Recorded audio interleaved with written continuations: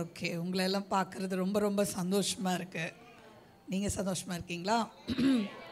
சரி. World life foundation சார்பாகவும் எங்களுடைய WLF குடும்பத்தின் சார்பாகவும் என்னுடைய குடும்பத்தின் சார்பாகவும் உங்களுக்கு இயேசு கிறிஸ்துவ நாமத்தில் நான் வாழ்த்துதலை தெரிவித்துக் கொள்ளுகிறேன். ஸோ இன்றைக்கி உங்கள் மத்தியில் இருக்கிறது ரொம்ப சந்தோஷமாக இருக்குது. நான் ஜெபிச்சிட்டு இருக்கும்போது ஆராதனை வேளையில் ஆவியானவர் ஒரு காரியத்தை சொன்னார். இந்த சபையில் நான் ரொம்ப பிரியமாக இருக்கிறேன் அப்படின்னு சொன்னேன். ரொம்ப சந்தோஷம். நிறைய சபையில் துக்கமாக இருக்கேன்னு சொல்லியிருக்காரு என்கிட்ட. இந்த சபையில் ஆனால் எப்படி இருக்கிறார் ஆவியானவர்? பிரியமாக இருக்கிறேன், இங்கே நான் வாசம் பண்ணுகிறேன் அப்படின்னு சொன்னார். அது கேட்கும்போது ரொம்ப ரொம்ப சந்தோஷமாக இருந்ததில்ல. அப்போ ஆண்டவர் உங்களை ரொம்ப நேசிக்கிறார் இல்லை, உங்களை ரொம்ப நேசிக்கிறாரு. ஓகே, ஒரு சின்ன அனுபவம் என்னுடைய வாழ்க்கையிலேருந்து ஆவியானவர் அதை சொல்கிறாரு. அதை சொல்லிவிட்டு அதுக்கப்புறம் நம்ம செய்திக்குள்ளே கடந்து போகலாம் அப்படின்னு யோசிக்கிறேன். 17 வயதில் ஆண்டவர் இயேசுவை நான் சொந்த ரட்சகராக ஏற்றுக்கொண்டேன். 17 வயசு தொடங்கி நான் என்னோடய கல்லூரியில் முதல் ஆண்டில் செப்டம்பர் குவார்ட்டர்லி லீவில் ஒரு கேம்பில் ரட்சிக்கப்படுறேன். திரும்பி போகும்போது கல்லூரியில் முற்றிலும் புதிதாக ஒரு நபராக ஆண்டவர் என்னை கொண்டு போகிறார். கூடவே எனக்குள்ள ஒரு பெரிய பாரத்தையும் கொடுக்குறார் ஆத்துமாக்களை குறித்து. நான் இப்போ டீனேஜர், என்னோடய வயசில் இருக்கிற பிள்ளைகளுக்கு இயேசுப்பா பற்றி சொல்லணும் அப்படின்னு ஒரு பெரிய பாரத்தை கொடுக்குறார். அப்போ நான் கல்லூரிக்குள்ளே கடந்து போகும்போது அங்கே ஏற்கனவே ஒரு ப்ரேயர் செல் நடந்துகிட்டு இருந்தது. நான் CSI பேக்ரவுண்ட்லேருந்து வந்திருக்கேன். அந்த ப்ரேயர் செல்லில் போனால் எல்லாம் பயங்கரமாக அந்நிய பாஷை பேசுகிறாங்க. எனக்கு அது என்னன்னே எனக்கு தெரியல. நான் CSIயில் பரிசுத்த ஆவியானவர் ஒரு கெஸ்ட்டு மாதிரி தான் வச்சுருப்பாங்க. அந்த அந்நிய பாஷை பேசுகிறது அதெல்லாம் கிடையாது. ஸோ எனக்கு ரொம்ப புதுசாக இருந்தது அது. நான் போயிட்டு அப்படியே எல்லோரையும் வேடிக்கை பார்த்துட்டே இருக்கேன். நான் அப்போ தான் ரட்சிக்கப்பட்டிருக்கேன். ஆண்டவரை பற்றி தெரியும், வேதத்தில் நிறைய விஷயங்கள் தெரியும், அதெல்லாம் தெரியும். ஆனால் இந்த இந்த எல்லாம் பேசுகிறாங்க. அப்போது ஒரு சிஸ்டர் என்கிட்ட ஒரு அக்கா, என்னுடைய சீனியர், ஏய் நீ இந்த மாதிரி நீ புதுசாக வந்திருக்க அப்படின்னு சொல்லி என்னை பற்றி கேட்டாங்க. ஆமாம், நீ அபிஷேகம் பெற்றிருக்கியா? எனக்கு அது நான் என்னன்னே தெரியல. இல்லை அப்படின்னு சொன்னேன். அப்போ நீ என்ன பண்ண, இதுக்குன்னே ஒரு கூட்டம் வச்சுருக்கோம், எங்களுக்கு ஒரு அக்கா எங்களுக்கு ஒரு சிஸ்டர் நடத்துவாங்க, நீ அங்கே ஜெபிக்கவா அப்படின்னோன்னா சரி நானும் போகிறேன். அது அவங்க வீட்டில் வச்சுருந்தாங்க. அவங்க வீட்டில் போயிட்டு ஜெபிக்கிறாங்க. அவங்க என்ன மாதிரி நிறைய பேர் வந்திருக்கோம், எல்லோரும் தலைமையிலையும் கை வைக்கிறாங்க, கடகடன்னு எல்லா அந்நிய பாஷை பேசுகிறாங்க. நான் என் தலை மேலே கை வச்சு ஜெபம் பண்ணுறாங்க, ஒன்றுமே நான் பேச மாட்டேங்கிறேன். நான் இப்படி பார்க்குறேன், நான் ஜெபம் பண்ணுறேன். ஆனால் எனக்கும் ஒரு பெரிய ஆசை, எல்லாருக்குள்ளேயும் ஆவியானவர் ஊற்றப்படுறாரு, பாஷை பேசுகிறாங்க, அந்நிய பாஷை பேசுகிறாங்க, நம்ம ரொம்ப பாவியோ, நம்ம சரியாக இன்னும் ஒப்பு கொடுக்கலையோ, இப்படி எனக்குள்ள ஒரு பெரிய கேள்வி. அன்றைக்கி இருந்த ஒரு 20-25 பேரில் எனக்கு மட்டும் நான் அந்த பாஷை ஸ்தோத்திரம் சொல்லு, ஸ்பீடாக சொல்லு, என்னென்னோ சொல்கிறாங்க. நானும் சொல்லி பார்க்குறேன், ஒன்றும் வரல. அப்புறம் ஜெபம் பண்ணி அனுப்பிச்சிட்டாங்க. எனக்கு அது ரொம்ப டிஸ்டர்ப் ஆகிடுச்சு.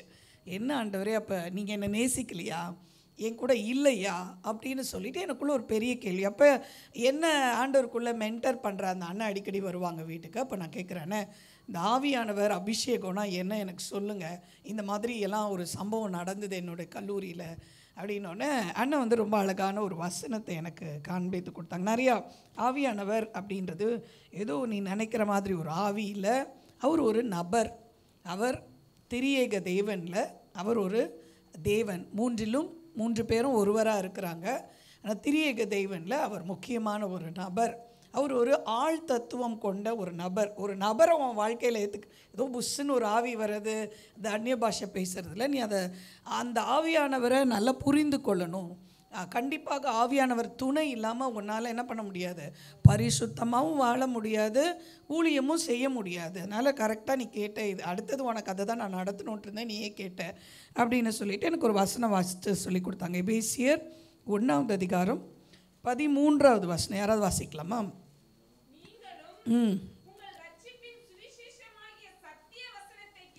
கேட்டு விசுவாசிகளான போது பரிசுத்த ஆவியால் அவருக்குள் முத்திரை போடப்பட்டிருங்கள். ரொம்ப அழகான வசனம்ல, எனக்கு ரொம்ப தெளிவாச்சு.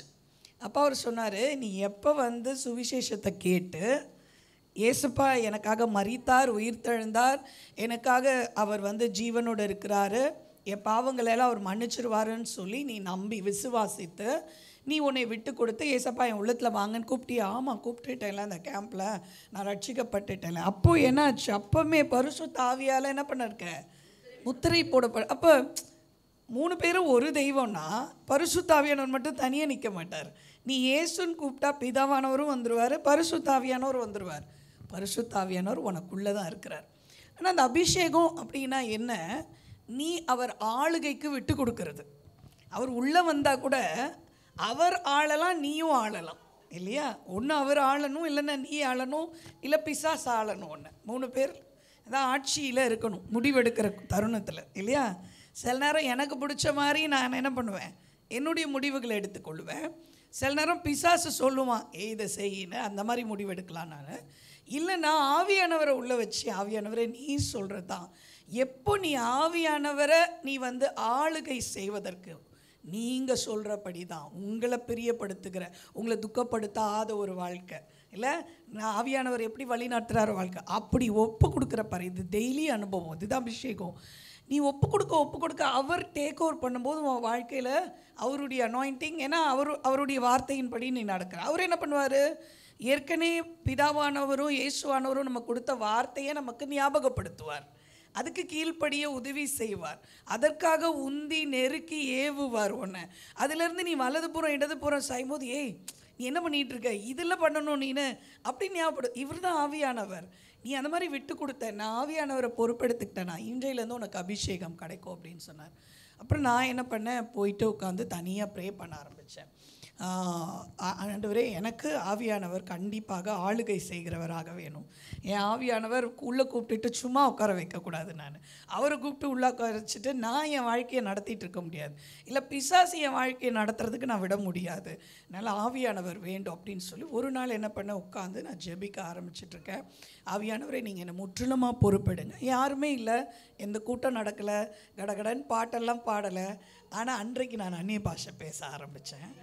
ஆவியானவர் சொன்னார், நான் உன்னை பொறுப்பெடுக்கிறேன், இன்னையில் நீ கூப்பிட்டுட்டல, நீ கூப்பிட்டா நான் வந்துடுவேன், அவ்வளோதான், சிம்பிள். யாருக்கு அது அந்த செய்தி வேணுமா எனக்கு தெரியாது, இது சொல்ல சொன்னார். ஆவியானவர் அப்படி பிரம்மாண்டமாகவும் வருவார், அமைதியாகவும் வந்துடுவார். ஆனால் கூப்பிட்டா தான் வருவார். அவர் கூப்பிட்டா தான் செயல்படுவார். நமக்குள்ளே தான் இருக்கார், ரட்சிக்கப்பட்டுட்டோன்னா நமக்குள்ளே தான் இருக்கார். ஆனால் அவர் அந்த ஆளுகை செய்கிற பொறுப்பை எடுக்கணும்னா விட்டு கொடுக்கணும். அப்போ ஆவியானவரோட அபிஷேகத்துக்கு முதல் தேவையே சரண்டர் தான், விட்டு கொடுத்தல் தான், அர்ப்பணிப்பு தான். முற்றிலுமா என் வாழ்க்கை நீ நான் அல்ல ஏசப்பா, நான் அல்ல ஆவியானவர், நீங்கள் பிதா எனக்கு என்ன சித்தம் வச்சுருக்கிறாரோ அதன் பிரகாரம் என்னை நடத்துங்க, இந்த வார்த்தையின்படி நான் நடத்துங்கன்னு விட்டு கொடுக்குறோம் பாருங்கள். அதுதான் ஆவியானவரின் அபிஷேகம், அதுதான் ஆவியானவரின் நிறை. ஒரு நாளும் விட்டு கொடுக்கும்போது ஒரு நாள் அவர் பொறுப்பெடுக்கிறார், அவர் நிறைக்கிறார். அப்போ என்ன ஆகும், இன்றைக்கி ஒரு 10 பிளான் போட்டிருப்பேன். நான் சில நேரம் மைண்டில் எனக்கு இதெல்லாம் செய்திடலாம் அப்படின்னு சொல்லிட்டு ஜெபிக்கும் போது ஆவியானவர் அப்படியே ப்ரோக்ராமை மாற்றுவார். ஆவியானவர் சொல்லுவார், இன்றைக்கி வேண்டாம், இதெல்லாம் நீ செய்ய வேண்டாம், இதெல்லாம் அப்படியே விட்டுரு, நீ இப்போ என் பாதத்தில் இன்றைக்கி ஃபுல்லாக உட்காந்துரு அப்படின்னா போயிட வேண்டியதான். நம்ம அப்படி கீழ்ப்படியும் போது ரொம்ப நல்லா இருக்கும் லைஃபு. சில டைம் சொல்லுவார், இந்த இதெல்லாம் பண்ணாதான், நான் இந்த விஷயங்கள்லாம் பண்ணு. சில நேரம் ஒரு நபரோடு கூட நீ போய் பேசு அப்படின்னு சொல்லுவார். உண்மையாலுமே அவங்க பிரச்சனையில் இருப்பாங்க. எனக்கு சில பேர் அப்படி ஒரு கூட்டத்தில் பார்க்கும்போது தெளிவாக ஒரு முகத்தை காட்டுவார் ஆண்டவர், இவங்களோட கூட பேசு, இவங்களுக்கு இந்த பிரச்சனை இருக்குது, நீ போய் பேசுனா கண்டிப்பாக ஒரு பிரச்சனை இருக்கும். எப்படி உங்களுக்கு தெரிஞ்சது? ஒரு நாள் அப்படி தான், நான் அப்படியே உட்காந்துட்ருக்கேன், பைபிள் வாசித்துட்ருக்கேன். ஆவியானவர் சொல்கிறாரு, இந்த ஒரு சகோதரி, இந்த ஒரு தங்கச்சி உன் டீமில் இவங்களுக்கு கால் பண்ணேன்னு வந்துகிட்டே இருக்குது. அப்போது இது திடீர்னு இவங்களுக்கு கால் பண்ண சொல்கிறாரு இந்த தங்கச்சிக்கு. சரி, என்னன்னு கால் பண்ணுறது ஆண்டவர், நீ கால் பண்ணு போதும் அப்படின்றார். எனக்கு என்ன ரீசனுக்கு கூட நான் கால் பண்ணுறேன்னு தெரியாது. நான் கால் பண்ணி, தங்கச்சி நல்லா இருக்கீங்களா, அக்கா நீங்கள் எப்படி என்னை கூப்பிட்டீங்க அப்படின்னு கேட்குறா.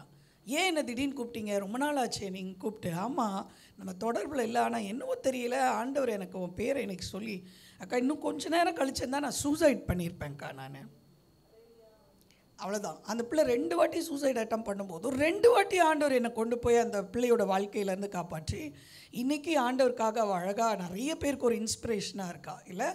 அப்போது ஆவியானவரோட பயணம் பண்ணுகிற ஒரு வாழ்க்கை இருக்கே, அது ரொம்ப அழகான ஒரு வாழ்க்கை இல்லை. ஆவியானவர் இல்லாமல் நம்மளால் பரிசுத்தமாக கூட வாழ முடியாது. ஆவியானவரோட வழி நடத்துதல் இல்லாமல் ஊழியம் செய்யவே முடியாது. அதனால் இந்த பரிசுத்த ஆவியானவருக்கு இன்னும் நம்ம வாழ்க்கையில் உள்ள கூப்பிட்டு கெஸ்ட்டாக வச்சுருக்கோன்னா, வெறும் அந்நிய பாஷை மட்டும் பேசிகிட்டு இருக்கோன்னா வேலைக்காகாது. அவர் வழி நடத்தணும். ஏன்னா ஆவியானவர் ஆளுகை செய்கிறார்னா அவர் நம்மளை டிஸ்டர்ப் பண்ணிக்கிட்டே இருப்பாருங்க. அதுதான் ரொம்ப அழகாக வசனம் இருக்குது. ஆவியினால் வழி நடத்துகிறவனை ஒருவனாலும் நிதானிக்கவே முடியாதான். ஒருவனாலும் நிதானிக்க முடியாது. அவன் திடீர்னு ஒன்று செஞ்சுக்கிட்டே இருப்பான். பிலிப்பை பாருங்கள், அவன் கொண்டு போய் அங்கே ரதத்தில் உட்காரு அப்படின்றாரு. திடீர்னு பார்த்தா அவர் மறைஞ்சிருவார். அவர் சரியா திடீர்னு, ஏன்னா இயேசு பாருங்கள் திடீர்னு இந்த பட்டணத்துக்கு போகிறாரு. அப்புறம் திடீர்னு பார்த்தா சமாரியாவுக்கு போகலாம். சரி, சமாரியாவுக்கு நம்ம யூதர்கள் போகவே மாட்டோமே. இல்லை, இன்றைக்கி ஆவியானவர் சொல்கிறார், நீங்கள் போ, நாங்கள் ஒரு ஆத்மா வச்சுருக்கேன், கெனசரேத்துக்கு போ, அங்கே ஒரு பிசாசு பிடிச்சவனை வச்சுருக்கேன். இல்லை, ஆவியானவரோட வழி நடத்துதல் அது ரொம்ப எக்ஸைட்டிங், அட்வென்ச்சரஸாக இருக்கும். அது எப்படின்னா ரொம்ப நல்லாயிருக்கும் அது. ஆனால் ரொம்ப கொஞ்சம் கஷ்டமானதும் கூட. ஏன்னா நமக்கு பிடிச்ச மாதிரியெல்லாம் எல்லாமே நடக்காது. அவர் சொல்கிறதுக்கு கீழ்ப்படும் முற்றிலும் சரண்டர்ட் லைஃப் தான் பரிசுத்த ஆவியானவர் டேக் பண்ணி எடுக்கிற லைஃப் தான். அதுதான் அனாயிண்டிங். இல்லை, ஸோ எனக்கு ஒரு நாள் ஆண்டவர் அழகாக சொல்லி கொடுத்தாரு. எப்படின்னா, ஒரு நாள் மோகன் அண்ணனோட நான் ஊழியம் செய்து கொண்டிருந்த நாட்களில் ஒரு வாலிபர் தலைவர் கூடுகை நாங்கள் மேட்டுப்பாளையத்தில் வச்சுருக்கோம். நாங்கள் அண்ணன் முந்தின நாள் திறப்பின் வாசல். யூஸ்வலாக திறப்பின் வாசல் முடித்து அடுத்த நாள் டேட்டே கொடுக்க மாட்டாங்க. சண்டே ரொம்ப டயர்டாக இருக்கும் எனக்கு அப்படின்ட்டு நாங்கள் வருந்தி கேட்டனால டேட் கொடுத்துட்டாங்க. வந்துட்டாங்க. ஆனால் அண்ணன் பயங்கர டயர்டாக இருக்காங்க. முகம் ஃபுல்லாக கருத்து போய் பேசவே முடியல. அன்பானவர்களே, இப்படி தான் பேசுகிறாங்க. அப்போ நான் நினைக்கிறேன் அண்ணன் சேலஞ்ச் டாக்குக்கு வந்திருக்காங்க. என்ன அண்ணன் இப்படி இருக்காங்க, அண்ணன் கொஞ்சம் நல்லா பேசினா நல்லா இருக்குமே. என் மனசுக்குள்ளே என்ன ஆண்டவரே, பிள்ளைகளை சவால் பண்ணி அனுப்பணும். நாங்கள் 3 நாள் ட்ரைனிங் கொடுத்துட்டோம். ஆனால் இந்த 4வது நாள் அண்ணன் சவால் கொடுத்து அனுப்பணும். அண்ணன் இன்னும் இப்படி ரொம்ப டயர்டாக பேசிக்கிட்டு இருக்காங்க அப்படின்னு என் மனசில் பின்னால் உட்காந்து நான் யோசித்துக்கிட்டே இருக்கேன். ஆனால் அவர் பேசியெல்லாம் முடிச்சுட்டு ரொம்ப பேசலை. அன்றைக்கி சாதாரணமான ஒரு செய்தி தான் கொடுத்தார். கொடுத்துட்டு போதும் செய்தி, ஜெபிக்கலாம் அப்படின்ட்டார். அவர் ஜெபிக்கலாம் அப்படின்னு சொல்லும்போது பயங்கர வெளிப்பாடுகள் வருது. ஜெபிக்க ஆரம்பிக்கும் போது பார்த்திங்கன்னா அந்த பிள்ளைகள் ஆவியானவரால் நிரப்பப்பட்டு அப்படியே முன்னால் உள்றாங்க. யாரெல்லாம் ஆண்டவர் தெரிந்தெடுக்கிறாங்களோ இப்போல்லாம் முன்னால் சாஷ்டாங்கமாக உழுவாங்க அப்படின்னு ஒரு மைக்கில் சொல்கிறாரு. கடகடன்னு ஓடி எல்லாம் உள்றாங்க. ஒரு 10-12 பிள்ளைங்க உழுதுங்க. அந்நிய பாஷையில் நிறைஞ்சு பேசுகிறாங்க, எல்லாம் பண்ணுறாங்க. அப்போ இதெல்லாம் நடந்துட்டுருக்கு. இது ஒரு 1.5 மணி நேரம் போகுது. பிள்ளைகளை பிடிக்கிறோம் நாங்கள். பயங்கர ஆவியானவருடைய ஒரு பயங்கர ப்ரெசன்ஸை நான் பார்க்குறேன். அப்போ நான் ஜெபிக்கிறேன். அப்போ அவர் மெசேஜ்லேயே என்ன சொன்னார்னா, இன்னைக்கு காலையிலேருந்து ஜெபிக்க கூட டைம் இல்லை எனக்கு, நான் அப்படியே வந்துட்டேன். சிஸ்டருக்கு ஃபோன் பண்ணி வரவேணான்னு சொல்லணும்னு யோசித்தேன், எனக்கு அவ்வளோ டயர்டு. அப்புறம் ஜெபிக்கும்போது ஆவியானவர் சொன்னார், நீ போ, நான் பார்த்துக்கிறேன், என்ன பண்ணணுமோ நான் பார்த்துக்கிறேன், நீ போயிரு அப்படின்ட்டாரு. ஆவியானவர் சொன்னனால மட்டும்தான் நான் வந்தேன். இல்லைன்னா என் மாம்சத்தில் போகக்கூடாதுன்னு தான் இருந்தது. இப்படி தான் பேசுகிறாரே அவர். அப்போ நான் கேட்ட ஆண்டவர்கிட்ட, அவர் ஜெபிக்க கூட நேரம் இல்லைன்னு சொல்கிறாரு. காலையில் நான் நேற்று ஃபுல்லாக திறப்பின் வாசல், நைட்டு படுக்கவே லேட் ஆகுது, மக்கள் எல்லாம் சந்திச்சுட்டு காலையில் எழுந்து நேராக மீட்டிங்க்கு பேசுகிறாரு. அப்போ எப்படி இவருக்குள்ளே இவ்வளோ அபிஷேகம்? எனக்குள்ளே ஒரு கேள்வி. நான் ஆண்டவர்கிட்ட அந்த மீட்டிங் முடிஞ்சு எல்லாம் சாப்பிட்டுட்ருக்காங்க, எனக்குள்ளே பயங்கர கேள்வி. நான் ஆவியானவர்கிட்ட கேட்டுக்கிட்டே இருக்கேன். அப்போ ஆவியானவர் சொன்னார், நீ எத்தனை மணி நேரம் ஜெபிக்கிறியோ அதில் பெருகிறது இல்லை அபிஷேகம், நீ கீழ்ப்படிகிறதுல தான் இருக்குது அபிஷேகம். என் மகன் கீழ்ப்படிந்து வந்தான் மீட்டிங்க்கு, அவ்வளோதான். நிறைய நேரம் நம்ம என்ன நினைக்கிறோன்னா, நிறைய நேரம் ஜெபிச்சிட்டா, ஜெபிக்கிறது நான் வேண்டான்னு சொல்லலை, கண்டிப்பாக ஜெபிக்கணும் நம்ம. ஆனால் அபிஷேகம் ஜெபிச்சுட்டு அர்ப்பணிக்காமல் ஆவியானவர் வழி நடத்துறதுக்கு விட்டு கொடுக்காம ஒரு சுபாவத்தை விடணும்னு சொல்லுவார், இல்லை ஒரு ஊழியத்தை போய் செய்யின்னு சொல்லுவார், இல்லை உன் மனைவிட்ட போய் ஒப்புரவாகுன்னு சொல்லுவார். அதை செய்யாமல், கீழ்ப்படியாமல், வார்த்தைக்கு கீழ்ப்படியாமல் நான் எத்தனை மணி நேரம் ஜெபித்தாலும் அபிஷேகம் பெருகாது என் வாழ்க்கையில். அதே நீங்கள் கொஞ்சம் கூட ஜெபிச்சுட்டு ஆனால் ஒவ்வொரு வார்த்தையும் கீழ்ப்படிஞ்சிக்கிட்டே இருந்தீங்கன்னா பெருகும் பாருங்கள் அபிஷேகம். பயங்கரமான அபிஷேகம். பிசாசுகள்லாம் தெரிச்சு ஓடும். எல்லா ஆவியானவருடைய எல்லா அடையாளங்களையும் நம்ம பார்க்க முடியும். அன்றைக்கு ஆண்டவர் எனக்கு அதை கற்றுக் கொடுத்தார். என் மகன் கீழ்ப்படிவான், நான் என்ன சொன்னாலும் கீழ்ப்படிவான். அதனால தான் ஒரு அபிஷேகம் இல்லை. அப்போ ஆவியானவரால் நிரப்பப்படுகிற ஒரு காரியம் என்ன அப்படின்னா, நான் விட்டு கொடுத்து எல்லாத்தையும் விட்டு கொடுக்கணும். என் குடும்பம், என் பிள்ளைகள் பிடிச்சே வச்சுக்கிறது. என் பிள்ளை டாக்டர் ஆகணும், இன்ஜினியர் ஆகணும், இது ஆகணும், அது ஆகணும். ஆண்டு சொல்ல, அது என்கிட்ட விட்டுறேன், என் பிள்ளை தானே அது, நான் தானே உனக்கு கொடுத்துருக்கேன், வளர்த்து தான் கொடுக்கணும் உங்களுக்கு. நிறைய நேரம் பிள்ளைங்களுக்கு தடையே நம்ம தான். பிள்ளைகளோட ஆசீர்வாதத்துக்கு தடையே பெற்றோர்கள் தான்.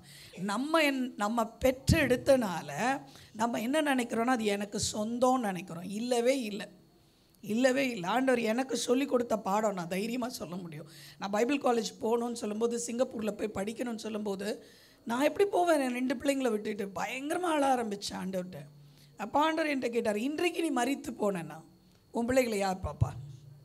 அது என் பிள்ளைகள், என் பிள்ளைங்களை நான் பார்த்துக்குவேன், நீ எனக்கு கீழ்ப்படிஞ்சு பைபிள் காலேஜுக்கு போ அப்படின்ட்டார். நான் என் பிள்ளைகளை விட்டுட்டு போனேன் நான். இல்லை, அப்போது கீழ்ப்படியுதல், ஆவியானவருக்கு கீழ்ப்படிதல். எதையுமே பிடிச்சிக்காதீங்க. உங்கள் வேலை, உங்களோட எல்லாத்தையுமே சரண்டர் பண்ணிடுங்க. எல்லாத்தையுமே ஆண்டவருக்கு விட்டு கொடுத்துருங்க. இன்றைக்கி நான் வேலைக்கு போகிறேன், நான் என்ன செய்யணும்? செய்ய வேண்டியதை செய்கிறேன் ஆண்டவரே. ஆவியானவர் திடீர்னு ஒரு மாற்றத்தை கொண்டு வந்தார்னா அதுக்கு திறந்த மனசோடு இருங்க. ஓகே ஆண்டவரே, நான் எடுத்துக்கிறேன், நான் எடுத்துக்கிறேன், நான் அதை சேர்த்துக்கிறேன், இல்லை நான் அதை செய்யலை, இல்லை நாங்கள் போகல, இல்லை நான் போகிறேன். சில இடம் அவர் சொல்கிற இடம் போக பிடிக்காது நம்மளுக்கு, ஆனால் போகணும். எனக்கு இன்னொரு அனுபவம் இருந்தது, அதையும் நான் விரும்புகிறேன். நான் எங்கள் அத்தைக்கு ஒரு சுகவீனமாகி நான் ஹாஸ்பிட்டலில் அவங்க அட்மிட் ஆகிருக்காங்க. நான் அவங்களோட ஒரு நாள் இருக்கிறதுக்கு போயிருக்கேன் சென்னையிலேருந்து. அப்போ அங்கே திருநெல்வேலி பெல்பின்ஸில் அவங்க அட்மிட் ஆகிருந்தேன். அப்போ எங்கள் அத்தைக்கு அவங்க அந்த பெல்பின்ஸில் அடிக்கடி ஊழியக்காரங்க வந்து ஜெபிக்க வருவாங்க. அப்போ ஒரு 2 ஊழியக்காரங்க வந்தாங்க, ஜெபிக்கட்டுமான்னு கேட்டாங்க. ஜெபிங்க அப்படின்னு சொன்னேன். அவங்க எங்கள் அத்தைக்கு ஜெபிச்சுட்டு திடீர்னு அவங்களுக்கு நான் ஊழியத்தில் இருக்கேன் அதெல்லாம் தெரியுமா, எனக்கு அவங்கள தெரியாது, அவங்களுக்கும் என்ன தெரியாது. அவங்க ஜெபிச்சு முடிச்சோடனே எங்கள் அத்தை சொன்னாங்க, இவளும் ஊழியத்தில் தான் இருக்காங்க. அவங்க என்ன நினச்சாங்களோ தெரியல, திடீர்னு எங்களை பார்த்துட்டு எங்களுக்காக ஜெபம் பண்ணுறீங்களா அப்படின்னு கேட்டாங்க. நான் சொன்னேன், நீங்கள் தான் எங்களுக்காக ஜெபம் பண்ணியிருக்கீங்க, நான் எதுக்கு உங்களுக்காக ப்ரே பண்ணணும்? எதுக்காக ப்ரே பண்ணணும்னு வேணால் சொல்லுங்கள். இல்லை, நாங்கள்லாம் ஊழியத்துக்கு போகிறோம், நீங்கள் ஜெபம் பண்ணுங்களேன் கொஞ்சம் அப்படின்னு. சரி, அவங்க கேட்குறாங்களே அப்படின்னு சொல்லி நான் ஜெபிக்க ஆரம்பிக்கும் போது ஆவியானவர் பேச ஆரம்பித்தார். எனக்கு தெரியாது அவங்க என்ன ஊழியம், ஒன்றுமே தெரியாது.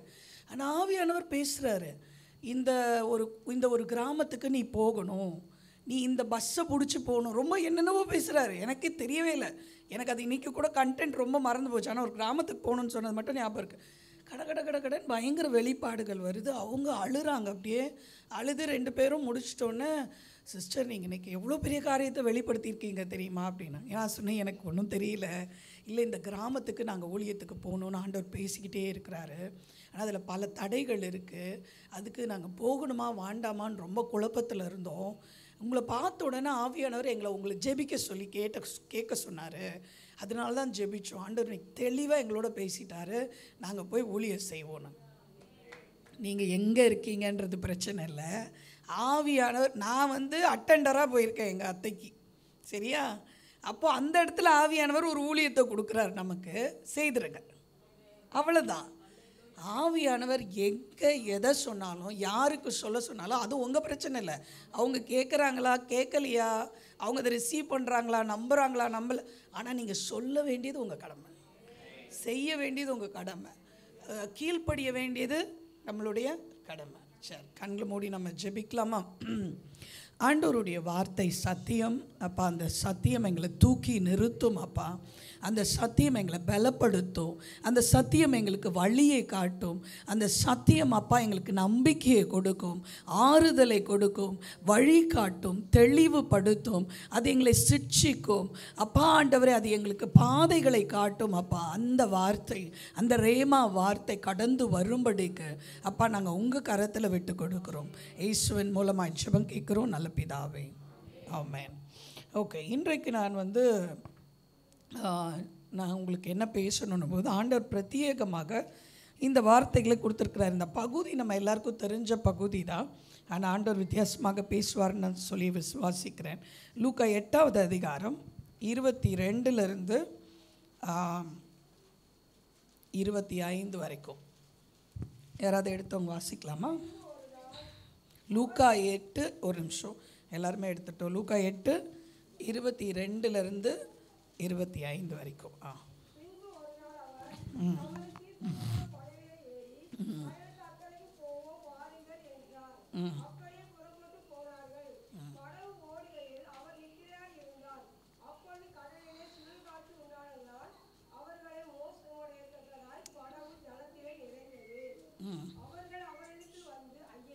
வடிந்து போகிறோம் என்று அவரை எழுப்பினார்கள்.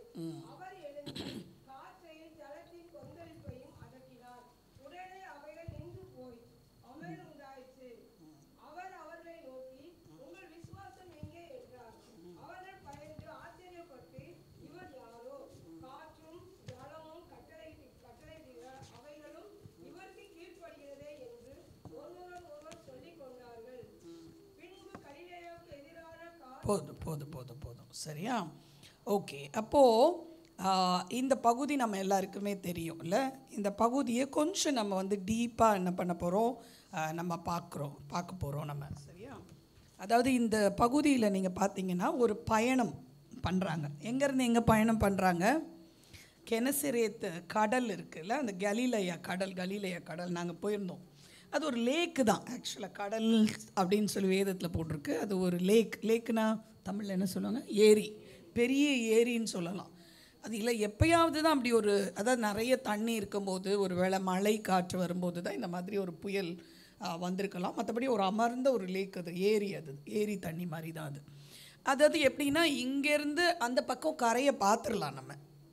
கலிலேயாவில் அந்த கடல் வந்து எப்படி இருக்கும்னா, ரொம்ப தூரம்லாம் பயணம் கிடையாது, ஒரு சின்ன பயணம் தான். இந்த பக்கத்துலேருந்து பார்த்தா அந்த பக்கம் ஊர் தெரியும், நமக்கு கடல் தெரியும், சரியா? அதனால தான் ஆண்டவர் என்ன சொல்கிறாரு, தமது சீஷரோட படவில் ஏறி அக்கறைக்கு போவோம் வாருங்கள் அப்படின்னு சொல்கிறார், சரியா? ஸோ இந்த பகுதியில் நீங்கள் பார்த்தீங்கன்னா யாரெல்லாம் இருக்காங்கன்னா, இயேசு, அவருடைய சீஷர்கள், சரியா? அவங்க வந்து கலிலேயோட இந்த கரையிலேருந்து அந்த கரைக்கு போகிறாங்க. கெனசரேத்துன்னு ஒரு ஊருக்கு போகிறாங்க. நீங்கள் அடுத்தது நீங்கள் பார்த்தீங்க அப்படின்னு சொன்னால், கலிலேயாவுக்கு எதிரான கதரேனுடைய நாட்டில் சேர்ந்தார்கள் அப்படின்னு போட்டிருக்கு. ஸோ கதரேன் அந்த ஊருக்கு போகிறாங்க. இங்கிலீஷில் கெனசரேத் சொல்லுவாங்க அதை, சரியா? இப்போ இந்த ஊருக்கு போகிறாங்க. அப்போது ஏசப்பா என்ன சொல்கிறாருன்னா, யாரெல்லாம் இருக்கா? ஏசப்பா இருக்காங்க, சீஷர்கள் இருக்காங்க, அப்புறம் ஒரு படகு இருக்கிறது, ஒரு பயணத்தை மேற்கொள்கிறாங்க அவங்க, சரியா? இந்த பயணத்தை அவங்க தொடங்கும் போது பார்த்திங்க அப்படின்னு சொன்னால், அந்த பயணம் வந்து என்ன பயணம் அப்படின்னு சொன்னால், அந்த கரைக்கு போய் ஒரு ஊழியத்தை செய்ய போகிறாங்க இயேசுவும் சீஷர்களும். அது சீஷர்களுக்கு என்ன ஊழியம்லாம் தெரியாது, இயேசுக்கு மட்டும்தான் அஜெண்டா தெரியும். வாங்க அந்த பக்கம் போகலாம் அப்படின்னு கூட்டிகிட்டு போகிறார், ஓகேவா? இந்த படகுல வந்து யாரெல்லாம் இருந்தாங்க சீஷர்கள் பார்த்திங்கன்னா, படகு மட்டும் இல்லை, இந்த ஒரு கடல், இந்த கடல் வந்து அவங்களுக்கு புதிதானது காரியம் கிடையாது. ஒரு சில சீஷர்களுக்கு வேணால் புதிதாக இருக்கலாம். பல சீஷர், பேதுரு, யோவான், இவங்கெல்லாம் இருக்காங்க, இவங்களுக்கெல்லாம் ரொம்ப பழகின ஒரு இடம். ஸோ இந்த படகு பயணமும் பழகின ஒரு பயணம், இந்த கடலும் ரொம்ப பழக்கப்பட்ட ஒரு இடம். கடலில் ஏற்படுகிற எந்த பிரச்சனையும் கையாளுகிற திறன் உள்ளவர்கள் போட்டில் இருக்காங்க, சரியா? இப்போ மற்றவங்களுக்கு வந்து இப்போ நம்ம சுற்றுலா பயணங்களுக்கெலாம் போகும்போது போட்டிங் போகிறோம்ல, நமக்கு ஸ்விம்மிங்கும் தெரியாது, நமக்கு கடலும் தெரியாது, நமக்கு ஒன்றுமே தெரியாது, அந்த லேக்கு ஏரியெல்லாம் ஒன்றும் தெரியாது, எவ்வளோ ஆழம் கூட தெரியாது. ஆனால் நம்மளுக்கு என்ன ஒரு பெரிய நம்பிக்கை, இந்த போட்டை ஓட்டுறவங்க நம்மளை பத்திரமா கொண்டு போயிட்டு கூட்டிகிட்டு வந்துடுவாங்க இல்லையா? நமக்கு லைஃப் ஜாக்கெட் கொடுக்குறாங்க, நம்மளுக்கு ஏதாவது ஆபத்தான அவங்க பார்த்துக்குவாங்க. ஸோ அதே மாதிரி இந்த போட்லேயும் கொஞ்சம் வல்லுநர்கள்லாம் இருந்தாங்க. மீன் பிடிக்கிற பேதுரு இருந்தார், யோவான் இருந்தார். ஸோ கடல் வந்து புதுசு கிடையாது. ஸோ போட் பயணமும் அவங்களுக்கு வந்து புதுசு கிடையாது. ஸோ ரொம்ப கம்ஃபர்டபுள். அப்போ எல்லாருக்குமே வந்து ரொம்ப கம்ஃபர்டபுளான ஒரு ஜேர்னி தான். அப்படி தான் அவங்க ஸ்டார்ட் பண்ணுறாங்க. இந்த பயணத்தை தொடங்கும் போது எல்லாமே நல்லா தான் போயிட்டுருக்கு. இந்த பயணத்தில் முக்கியமாக என்னென்னா, இயேசு வேறு போட்டில் இருக்கார். இயேசு போட்டில் இருந்தால் என்ன பிரச்சனை? அவர் 5 அப்போ 2 மீன் வச்சு சாப்பாடு கொடுத்துருவார் நமக்கு. அவர் என்ன பிரச்சனைனாலும் அவர் பார்த்துக்குவார், சரியா? நம்ம குடும்பன்ற போட்டில் கூட இப்படி தான் நம்மளும் என்ன பண்ணியிருக்கோம், இயேசு ஏற்றிருக்கோமா இல்லை அப்பப்போ இறக்கி விட்டுறோமா? நம்ம ஏற்றிருக்கோம். ஏசப்பா சொல்கிறார், வாங்க எல்லாம் போகலாம், இல்லை நம்ம போகலாம், நம்ம ஒரு பயணத்தில் தான் இருக்கோம் நம்ம, இல்லை நம்ம அழகாக ஒரு பயணத்தில் இருக்கோம், வாங்க அந்த கரைக்கு போகலாம். ஒரு ப்ராஜெக்ட் வருது நம்ம குடும்பத்தில், குழந்தைகளை வளர்க்குற ப்ராஜெக்ட்டு, குழந்தைகளை படிக்க வைக்கிற ப்ராஜெக்ட்டு, அதுக்கப்புறம் ஒரு வீடு கட்டுற ஒரு பயணம் நம்மளுக்கு இருக்கும். அது சில மாதங்கள் சில வருடங்கள் போகும். அதுக்கப்புறம் ஒரு கார் வாங்குகிற பயணம் போகும், இல்லை அதுக்கு ஒரு டியூ கட்டுறது, இல்லை ஒரு வேலை வாங்குறது, இல்லை ஒரு கல்யாணம் பண்ணுறது வீட்டில், இது எல்லாமே ஒரு பயணம் தான் இல்லையா? ஸோ இந்த போட்டில் ஏசப்பா இருக்கார். சில அனுபவங்கள் நம்மளுக்கு இருக்கும்போது வாழ்க்கையை பார்த்துடலான்னு ஒரு தைரியம் இருக்குது. சரிப்பா, ஒரு வேலை இருக்குது நம்மளுக்கு, அதுக்கப்புறம் கொஞ்சம் சம்பளம் வருது, அதுக்கப்புறம் வேணும்னா ஒரு லோன் போட்டுக்கலாம், இல்லைன்னா கொஞ்சம் நகையை வச்சுக்கலாம். நம்ம இதெல்லாம் இருக்கும்போது எப்படி இருக்குது, பார்த்துக்கலாம், வாழ்க்கையை பார்த்துக்கலாம், இந்த ஓட்டத்தை ஓட்டிடலாம், நம்ம இந்த பயணத்தை நம்ம செய்திடலாம் அப்படின்ற ஒரு நம்பிக்கை இருக்குது. அப்படி தான் இவங்களுக்கும் இந்த நம்பிக்கை இருந்தது. அண்ட் அவங்களுக்கு எங்கே போகிறோம் அப்படின்னு தெளிவாக இருந்தாங்க. அந்த கரைக்கு நாங்கள் போகிறோம், டெஸ்டினேஷன் அவங்களுக்கு தெரிஞ்சுது, ரூட்டு தெரிஞ்சுது, தெரிஞ்சுது. ஸோ ஏசப்பா இதில் ரொம்ப அழகாக ஒரு குறிப்பு கொடுத்துருக்கு. 23வது வசனத்தில் பாருங்கள், முதல் வரி மட்டும் வாசிங்க. அவ்வளோதான், போட்டு கிளம்பிடுச்சு. ஏசப்பா பயங்கர ப்ரீச்சிங் மினிஸ்ட்ரி முன்னால் போகிறாரு, ஒரு மலை பிரசங்கம்லாம் பண்ணி முடிக்கிறாரு. ரொம்ப டயர்டு, எங்களுக்கு தான் தெரியும் ஒரு மீட்டிங்கெல்லாம் முடிஞ்சால் எங்களுக்கு எவ்வளோ டயர்டு இருக்கும்னு சொல்லிட்டு.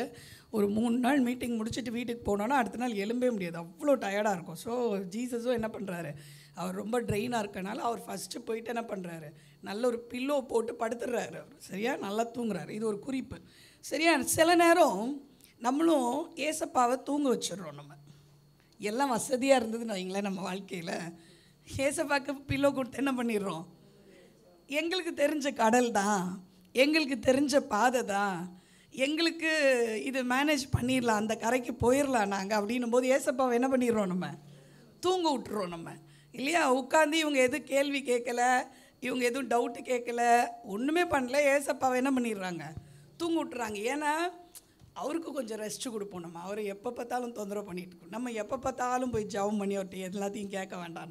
நம்ம நினச்சிக்கிறோம் நிறைய நேரம், இல்லை எப்போ பார்த்தாலும் என்ன பண்ண வேண்டாம், அவர்கிட்ட போயிட்டு நம்ம இது வேணும் அது வேணும்னு கேட்க தேவையில்லை, இதெல்லாம் நம்மளே பண்ணிடலாம், இதில் அவர் தேவையில்லை அப்படின்னு சொல்லி இந்த பிரயாணத்தை என்ன பண்ணுறோம், நம்ம ஏசு இருக்கார் ஆனால் தூங்கிக்கிட்டு இருக்கார்.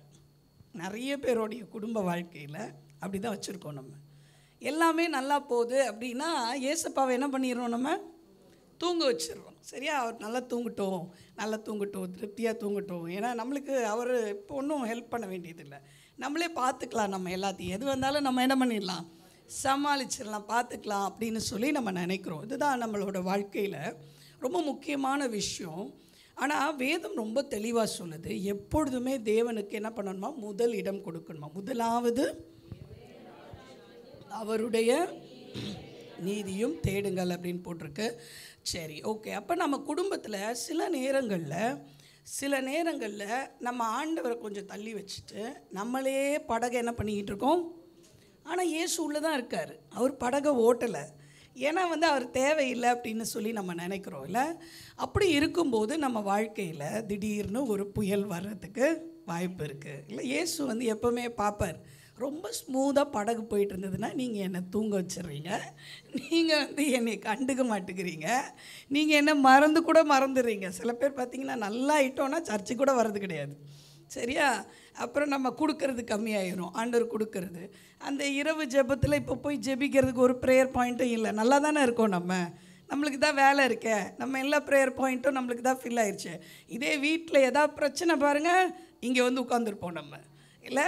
ஆண்டவரே, ஏசப்பா, பாஸ்டரம்மா எனக்காக ஜெபம் பண்ணுங்க. அப்புறம் ஜீசஸ் கால்ஸ் கிடைக்கிறது என்ன, ஜீசஸ் ரெடி, எங்களுக்கெல்லாம் கால் வரும். அதாவது ஒரு கூட்டம் எப்படி இருக்கிறாங்கன்னா, எல்லாருக்கும் அவங்க வீட்டில் பிரச்சனைனா எல்லா ஊழியர்களுக்கும் கால் பண்ணிடுவாங்க, எல்லா ஊழியர்களும் அவங்களுக்காக ஜெபம் பண்ணணும் அப்படின்னு ஒரு கூட்டம் இருக்குது. சரியா, சரி. அப்போது அதே மாதிரி தான் ஆண்டவர் பார்த்தார், என்னடா அது போட்டு அமைதியாக போகுது, சரி நம்ம கொஞ்சம் என்ன பண்ணலாம், ஏதாவது பிரச்சனை பண்ணலாம். சரியா, ஓகே. அந்த இடத்துல என்ன வருது பாருங்க.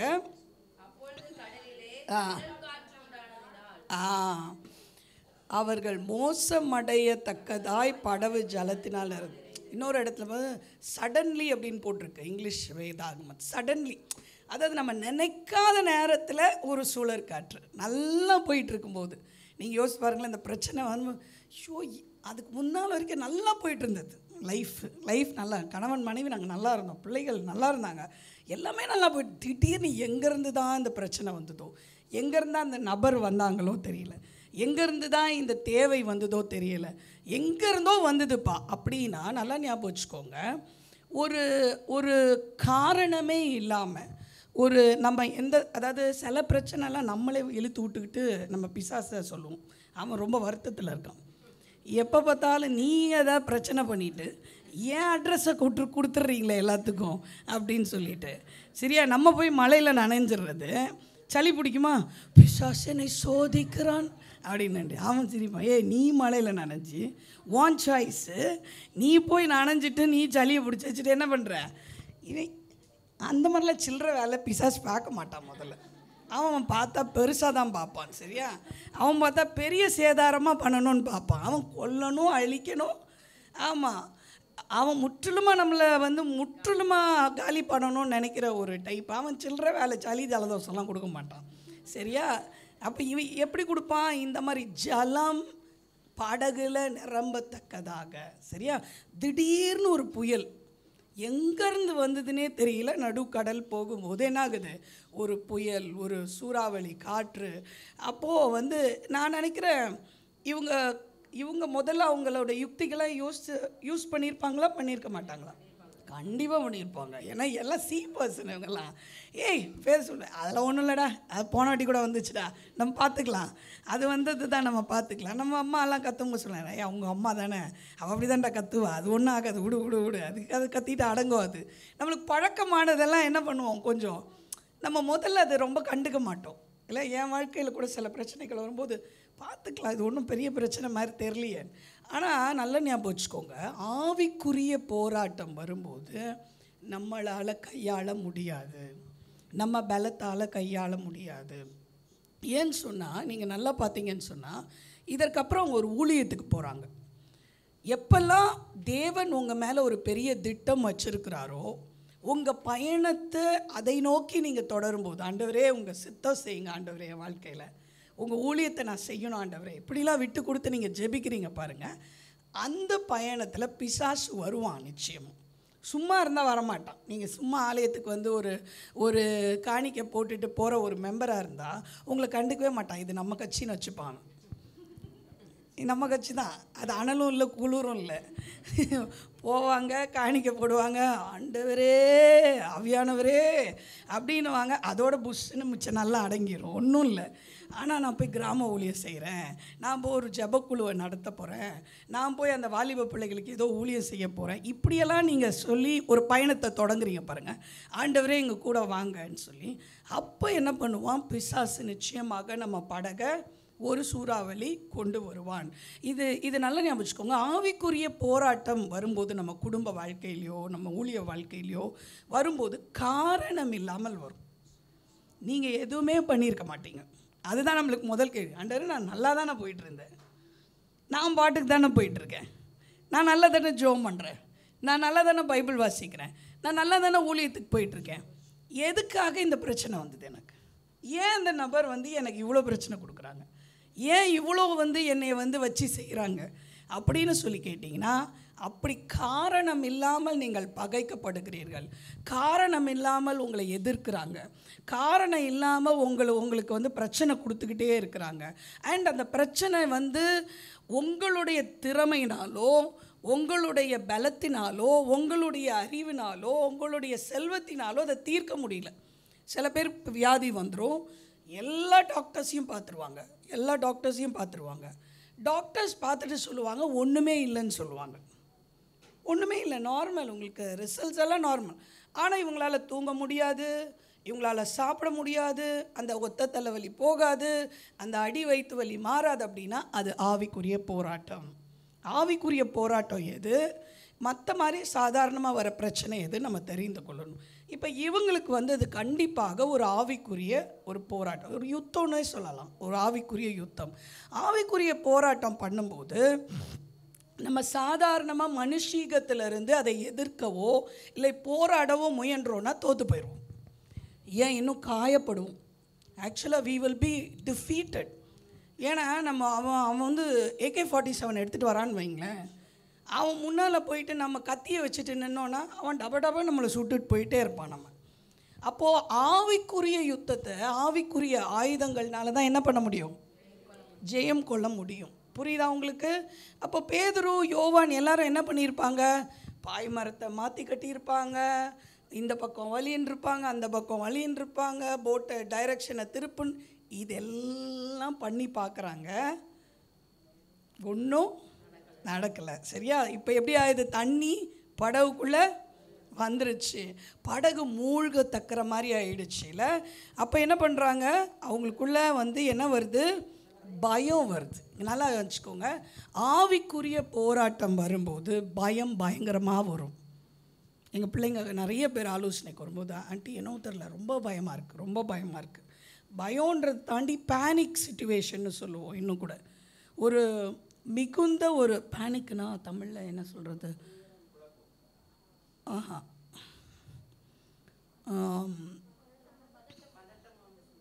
பதட்டம்னா இல்லை, ஆங்ஸைட்டி தான். இல்லை, பேனிக் அப்படின்னும் போது அது வந்து ரொம்ப ரொம்ப ஆழ்ந்த ஒரு உச்சக்கட்டம், ஒரு பயத்தின் உச்சக்கட்டம். அது பீதி சொல்லலாம். பீதி அடைஞ்சிருக்காங்கன்னு சொல்லுவாங்கள்ல. ஒரு மாதிரி கண்ணெல்லாம் உள்ளே போயிடும், அவங்கள பார்த்தாலே தெரியும் அவங்க ரொம்ப வந்து யோசபாத்துக்கு அப்படி தான் ஆச்சு. யோசபாத் வரும்போது 4 ராஜா எதிர்த்து வரும்போது அவன் மிகுந்த பயம் அடைந்து அப்படின்னு போட்டிருக்கு. மிகுந்த பயம் அடைந்து என்ன பண்ணுறதுனே தெரியாத ஒரு சிச்சுவேஷனில்.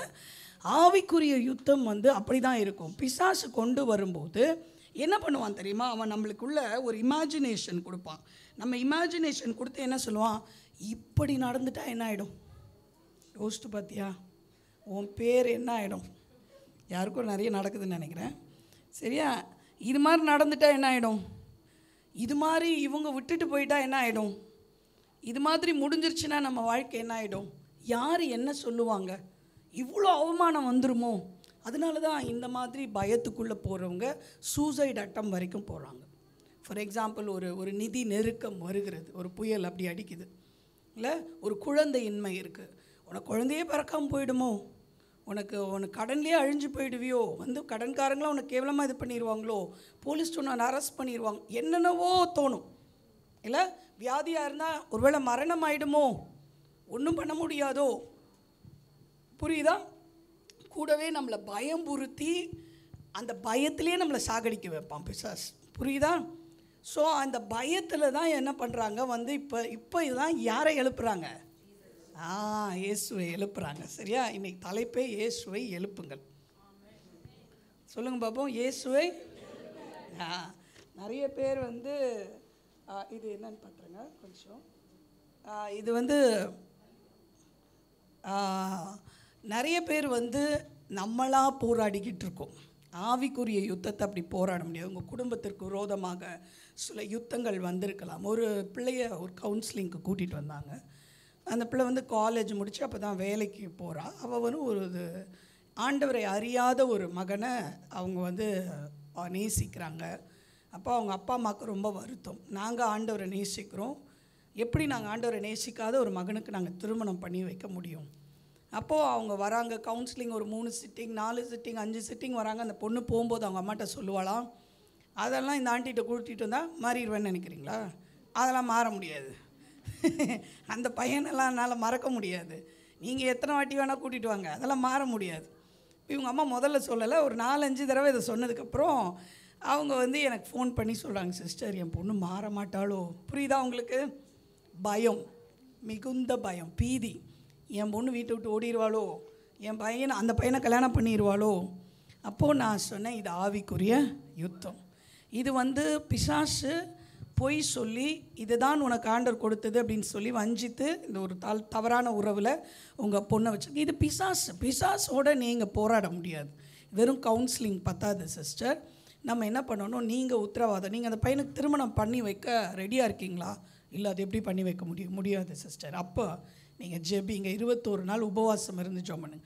அப்போ அவங்களுக்கு யுத்த ஜெபம் எப்படி பண்ணணும்னு கூட தெரியல அவங்களுக்கு. எனக்கு தெரியாது இதெல்லாம் பழக்கம், ஏன்னா நம்ம போட்டில் இது வரைக்கும் அலை அடிக்கவே இல்லையே. அதனால் இப்போ இயேசுவை நம்ம டிஸ்டர்ப் பண்ணவே இல்லையே. அவர் அங்கே இருக்கட்டும், அவருக்கு காணிக்கை கொடுத்தோமா, அவருக்கு ஒரு கும்பிடு போட்டோமா, ஆராதனை பண்ணோமா, வந்துடுவோம் நம்ம. ஆனால் இப்போ படகு முழுகுதே, தண்ணி உள்ளே வருதே. சில பேர் படகு அப்படி தான் போயிட்டுருக்கு, தண்ணி ரொம்ப உள்ளே வந்துருச்சு.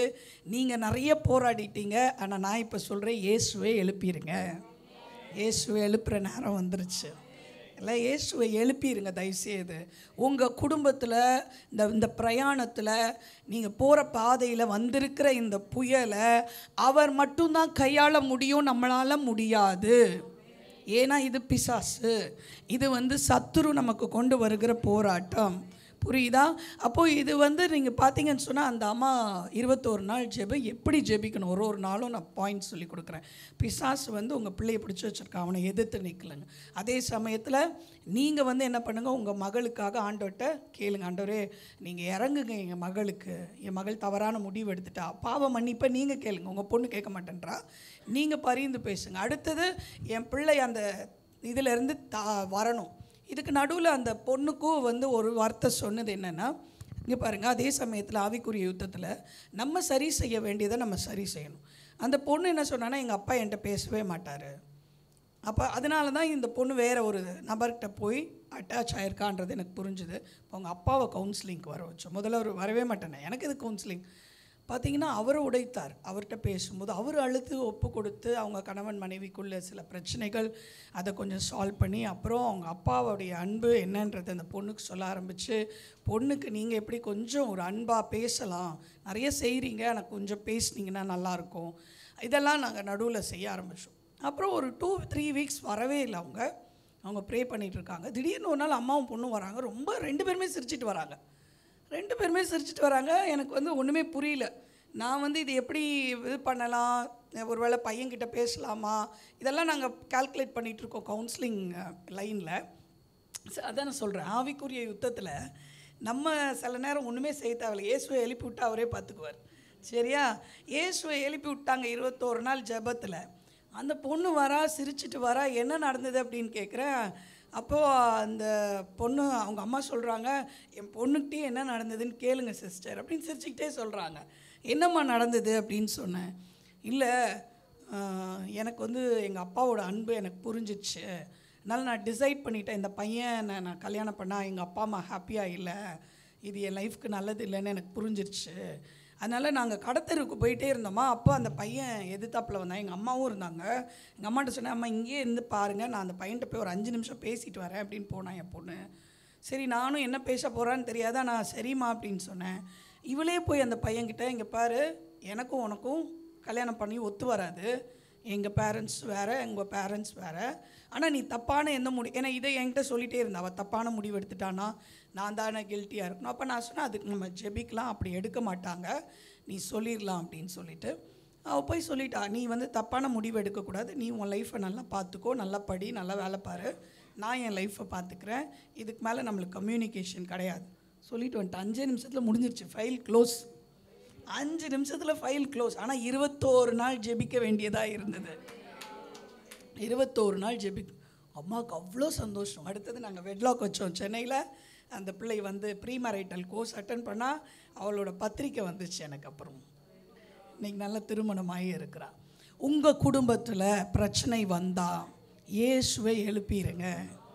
ஒரு ஆவிக்குரிய யுத்தத்தை மனுஷன் இதிலேருந்து செய்யவே முடியாது. வாசிக்கலாமா? 2 கொரிந்தியர் 10வது அதிகாரம் 3வது 4வது வசனம் வாசிங்க.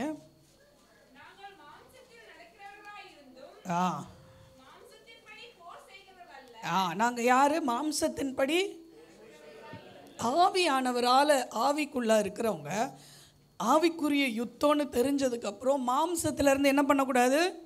நான் நிறைய மாம்சத்திலேருந்து போர் செஞ்சு அடி வாங்கியிருக்கேன் நான். அதனால தான் எனக்கு தைரியமாக உங்கள்கிட்ட நான் பேச முடியும். என் கட்சியில் நீங்களும் நிறைய பேர் இருப்பீங்க. நம்மளாக போய் பேசுறது, 4 பேரை கூட்டிகிட்டு போய் பேசுறது, பஞ்சாயத்து பண்ணுறது, இதெல்லாம் பருப்பே வேகாது. ஆவிக்குரிய பிரச்சனையை, ஆவிக்குரிய யுத்தத்தை அங்கே தான் நம்ம டீல் பண்ணி ஆகணும். நம்ம என்ன பண்ணணும்? ஆவிக்குரிய போராயுதங்களை கையில் எடுக்கணும். என்னெல்லாம் ஆவிக்குரிய போராயுதங்கள்? ஜெபம், சத்தியம். எபேசியர் 6வது அதிகாரத்தில் இருக்குல்ல? ஆமாம், மனப்பாட வசனம் படித்து வச்சுருக்கோம்ல. சத்தியம், அப்புறம் நீதி என்னும் மார்க்கவசம், விசுவாசம் என்னும் கேடகம், இல்லையா? இதெல்லாம் எடுக்கணும். இது சும்மா பைபிள் வசனம் படித்து பைபிள் குவிஸ் படித்து அப்படியே வச்சுருக்கிறது இல்லை. எந்த வெப்பனை எடுக்கணுன்றது தான் ஆவியானவர் நமக்கு சொல்லி தருவார். எல்லா வெப்பனையும் எப்போவுமே எடுக்க தேவையில்லை. சில நேரம் விசுவாசன்ற கேடகத்தை பிடிச்சாலே போதும், அந்த அக்கினி அஸ்திரங்களை வச்சுட்டு அப்படியே போயிடும். அது சில நேரம் நம்ம ஆண்டவருடைய வார்த்தையை எடுக்கணும், நம்ம திருப்பி அடிக்கணும்னு சொல்லுவார். இப்போ இந்த பிள்ளைக்கு திருப்பி அடிக்க வேண்டியது இருந்தது. நான் நிறைய வசனம்லாம் சொல்லி கொடுத்து எப்படி பிசாசை எதிர்த்து நிற்கணும், யுத்த ஜெபம், என் பிள்ளை நீ தொட முடியாது, நீ விலகு, இப்படி சொல்லி கொடுத்தோம் அந்த தாய்க்கு. நம்ம நீ விலகு, நீ பிசாசு என்னோடய பிள்ளையை பிடிச்சி வச்சுருக்க ஒரு இச்சையின் ஆவி, நீ வெளியே போ அப்படின்னு சொல்லி வாளை எடுத்து வீசி சில நேரம் யுத்தம் பண்ண வேண்டியது இருக்கும். சில நேரம் ஆண்டவர் சொல்லுவார், நீ சும்மாரு, நீ அமர்ந்துரு, நானே யுத்தத்தை பார்த்துக்கிறேன் அப்படின்வார். ஆனால் எப்படியாவது அவர் வராமல் யுத்தம் முடியாது. இந்த கதை உங்களுக்கு தெரிஞ்சிருக்கலாம். இந்த பாம்பு வந்து பார்த்திங்க அப்படின்னு சொன்னால் ஒரு கழுகை வந்து பிடிச்சிக்கிச்சு, காலை சுற்றிக்கிச்சு. சரியா, காலை சுற்றி அது சுற்றுச்சுன்னா அவ்வளோதான், முடிஞ்சிச்சு. அப்படியே நெருக்கிடும், போனை நெருக்கிது. இப்போ ரொம்ப நேரம் அந்த கழுகு வந்து போராடி பார்க்குது, அதால் போராடி ஜெயிக்கவே முடியலை. திடீர்னு அது யோசிச்சுது, இல்லை நம்ம இந்த இந்த இந்த சண்டையை வேறு மாதிரி மாற்றணும்னு சொல்லி அது பறக்க ஆரம்பிச்சிச்சு. பாம்போட பலன் வந்து தரையில் தான், மேலே போயிடுச்சுன்னா மூச்சு திணறல் ஆயிடுறதுக்கு, மேலே போக போக போக மூச்சு திணறல். ஆனால் கழுகோட பலன் அங்கே தான், கழுகோட பலன் அங்கே, அது எவ்வளோ தூரம்னாலும் பறக்கும். அங்கே போய் என்ன பண்ணிச்சு, எடுத்துகிட்டு போயிடுச்சு. அது அங்கே போய் உயர பறக்க அதால் என்ன பண்ண முடியல, கழுகுவோட அது போராடணும். ஏன்னா அதுக்கே மூச்சு திணறல் வந்துச்சு. அங்கே வந்து அடித்து ஒரு பாறையில் போட்டு அடித்து கொண்டுருச்சு அது. அதனால் take your problems to another level and fight. அடுத்த பரிமாணத்துக்கு ஆவிக்குரிய பிரச்சனையை ஆவிக்குரிய நிலையிலேருந்து நீங்கள் என்ன பண்ணணும், போராடணும். ஆவிக்குரிய யுத்தத்தை பூலோகத்தில் மனுஷங்களை வச்சு, மனுஷ மூளையை வச்சு, மனுஷ காரியங்களை, ஞானத்தை வச்சு நம்ம என்ன பண்ண முடியாது. இன்றைக்கி நிறைய பேருக்குள்ள ஆவிக்குரிய யுத்தம் நடந்து கொண்டு இருக்கு உங்கள் குடும்பத்தில். நீங்கள் நினையாத நேரத்தில் அது வந்திருக்கிறது. உங்களால் அதை பற்றி ஒன்றுமே பண்ண முடியல, எவ்வளோ ஜெபிச்சிட்டிங்க, முடியல. இயேசுவை எழுப்புங்க, பக்கத்தில் பார்த்து சொல்லுங்கள். நீங்களும் எழும்புங்க, இயேசுவையும் எழுப்பி விடுங்க. நிறைய பேர் அப்படியே டேக் ஆஃப் ஆன மாதிரி இருக்குது. சரியா, நீங்களும் எழும்புங்க, இயேசுவை எழுப்புங்கன்னு எழுப்பி விட்டீங்களா தூங்கினவங்களா இல்லை? ஸோ சரி, இயேசுவை எழுப்பினோடனே என்ன பண்ணுறாரு அவர், ரொம்ப அழகாக போட்டிருக்கு. வாசிங்க 9வது வசனம், அந்த அடுத்த வசனம், லூக்கா 8:24 24.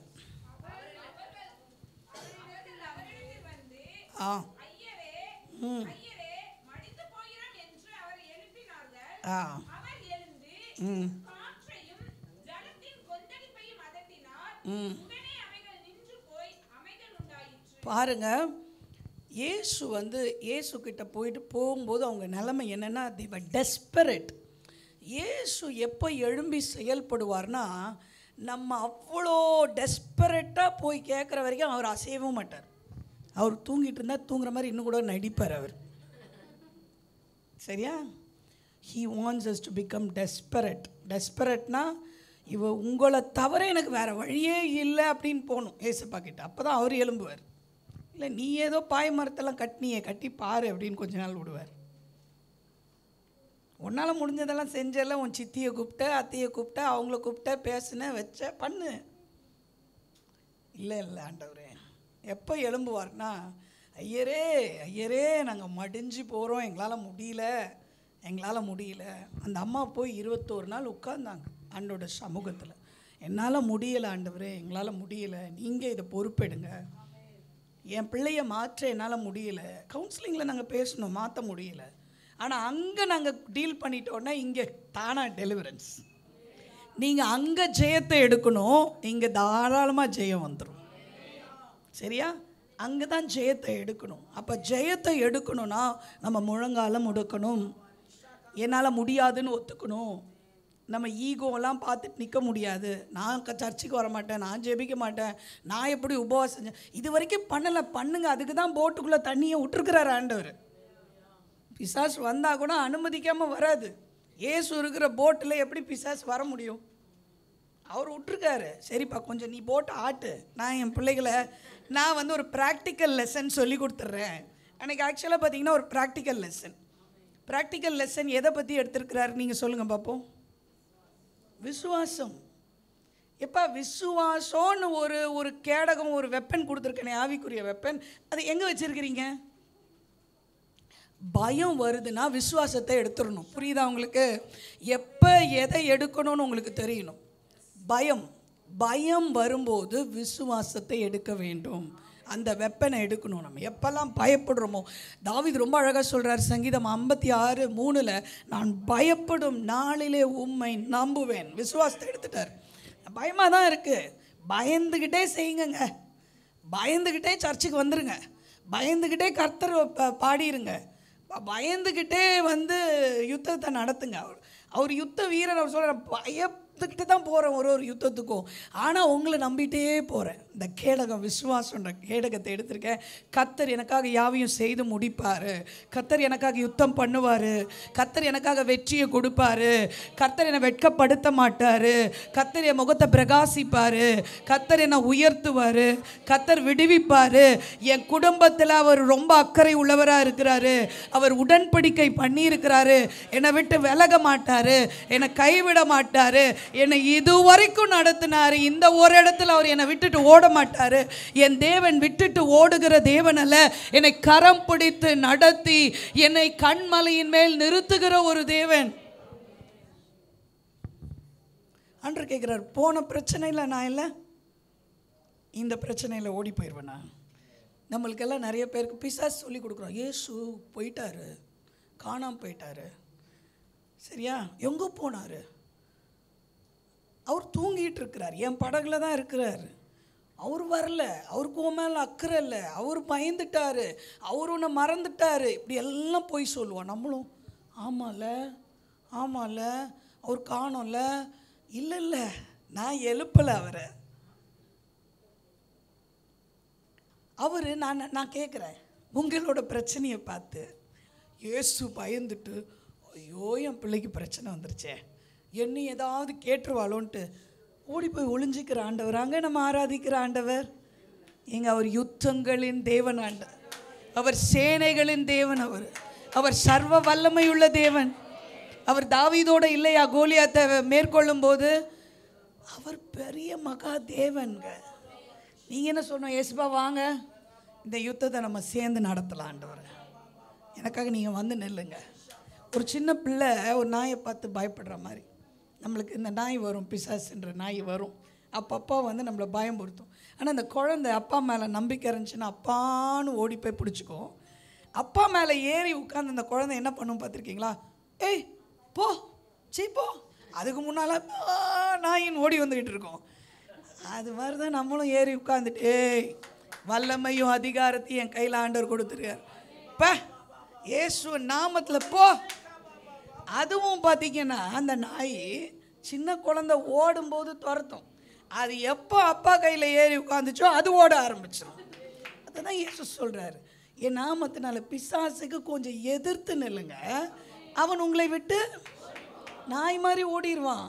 நம்ம ஓடுறோம் பயந்து பயந்துனா அவன் துரத்துதான். ஏய் நீயும் வா, துரத்து, நீ வா, கன்ஃபியூஷன் நீ வா, ஆங்ஸைட்டி நீ வா, டிப்ரெஷன் நீ வான்னு எல்லாத்தையும் கூப்பிட்டுக்கும். அது ஏ ஓடுறா, நம்மளாம் துரத்தலாம், ராத்திரியெல்லாம் தூங்க விடாது நம்மளை.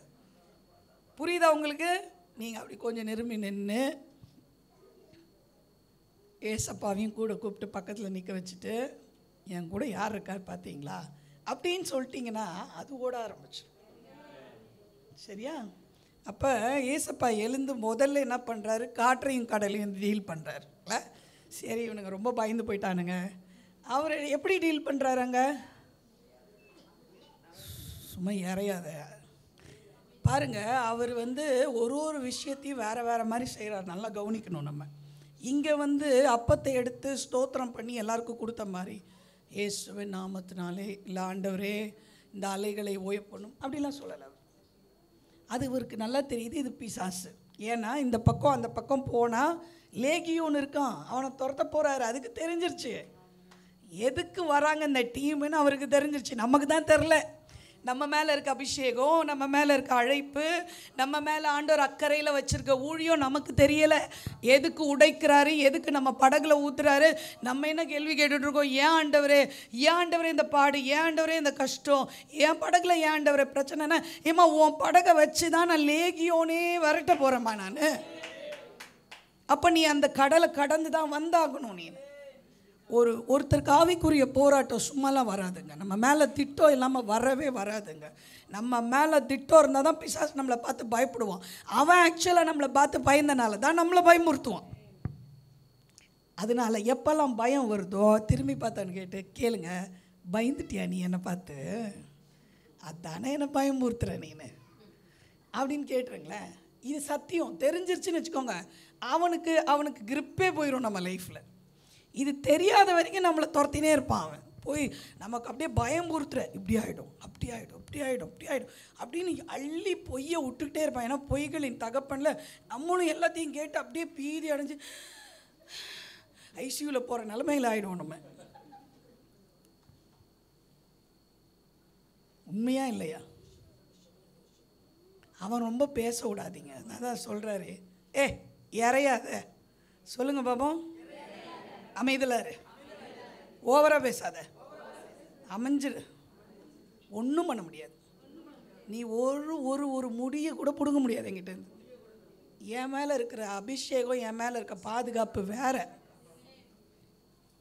ஒன்றுமே பண்ண முடியாதுங்க. அவன் இந்த எதிர்கட்சி இருக்காங்க பார்த்தீங்களா, நம்மளுடைய எதிர்கட்சி யாருன்னு உங்களுக்கு தெரியும். யார் எதிர்கட்சியாக இருந்தாலும் அதை பண்ணுவாங்க. அவங்களுக்கு பவரே கிடையாது. ஆனால் அறிக்கையாக விடும், அவர்கள் பதவி விலக வேண்டும், ஏதாவது நடக்குன்றீங்க, அவர்களை சிபிஐ விசாரணைக்கு உட்படுத்த வேண்டும் நாங்கள் என்று நினைக்கிறோம் என்றால் நீ எவ்வளோ பேசினாலும் அது ஒன்றுமே வேலைக்கு ஆகாது. அதுதாங்க பிசாசு. அவன் பவர் இருக்கிற மாதிரியும் அவன் தான் அடுத்த பிரதம மந்திரி, அடுத்த சீஃப் மினிஸ்டர் மாதிரியும் பேசுவான். நம்ம அவனுக்கு மரியாதை கொடுத்துட்டோன்னு வச்சுக்கோங்க, அவன் இன்னும் ரொம்ப பெரிய ஆளாயிருவான். நாயே, உனக்கு வல்லமையே இல்லையே, உன்னை தான் சிலுவையில் அவர் மிதிச்சிட்டாரு, நீ செத்தவனுடைய உடுப்பாச்சு, நீ அழுகி போன கிளையாச்சு. அந்த வசனத்தை நான் உங்களுக்கு சொல்லி கொடுக்குறேன். இதை சொல்லி ஜோம் பண்ணுங்க. பிசாசுக்கு ரொம்ப கோவம் வரும். என் மேலே அவன் செம்ம காண்டாக போகிறான் இன்றைக்கி, அது மாத்திரம் தெரியுது. உங்களுக்கு நிறைய சொல்லி கொடுக்குறேன் நான். ஏன்னா நான் ஒரு பிசாசு பிடிச்ச ஒரு பிள்ளைய மேலே கை வைக்கும்போது இதை தான் சொன்னேன். வேறு எனக்கு என்ன சொல்கிறதுன்னு தெரில. முதல் அப்படி ஒரு என்கவுண்டர் என்கிட்ட ஜோம் பண்ணது. தலை ஜோம் பண்ணோடனே அது யான் சிரிக்குது, என்னென்னவோ பண்ணுது. எனக்கு திடீர்னு என்ன பண்ணுறதுன்னு தெரியல. அப்போ நான் கொஞ்ச நேரம் ஜோம் பண்ணிவிட்டு எனக்கு தெரிஞ்ச வசனத்தெல்லாம் சொல்லிடுவோம் நம்ம பிசாசை பற்றி. அப்போ தான் பிசாசை பற்றி நல்லா படித்து வச்சுருந்தேன் நான். பிசாசை பற்றி படித்து வச்சுருந்ததெல்லாம் நம்ம சொல்லிடுவோம் அப்படின்னு சொல்லிவிட்டு, நீ அழுகின கிளை, நீ செத்து போனோன்னு அது சொல்லு. அப்படி சொல்லாத, அது வரைக்கும் சிரிச்சிட்டு இருந்தது. அது சொல், அப்படி சொல்லாத, அதை சொல்லாத. ஹை, உனக்கு இது வலிக்குதா, உனக்கு இது பொண்ணு வாந்தி எடுக்குது. நான் வேறு ஒன்றும் வெளியே போன்னு கூட சொல்லலை, அதை ஜபம் கூட பண்ணலை. நான் இப்படியே இது நீ யாருன்னு தெரியும், நீ அழுகி போன கிளை, நீ செத்து போனவனுடைய உடுப்பு, சிலுவையில் உன் வல்லம், அதை சொல்லாத, அதை சொல்லாத, அதை சொல்லாத அப்படின்னு ஜெகன் சொல்லாதன்னு சொல்லும்போது தான் நான் சொல்லிக்கிட்டே இருந்தேன். கொஞ்ச நேரத்தில் இந்த பொண்ணு பயங்கர டெலிவர் ஆயிடுச்சு. சரியா? 14வது அதிகாரம் ஏசாயா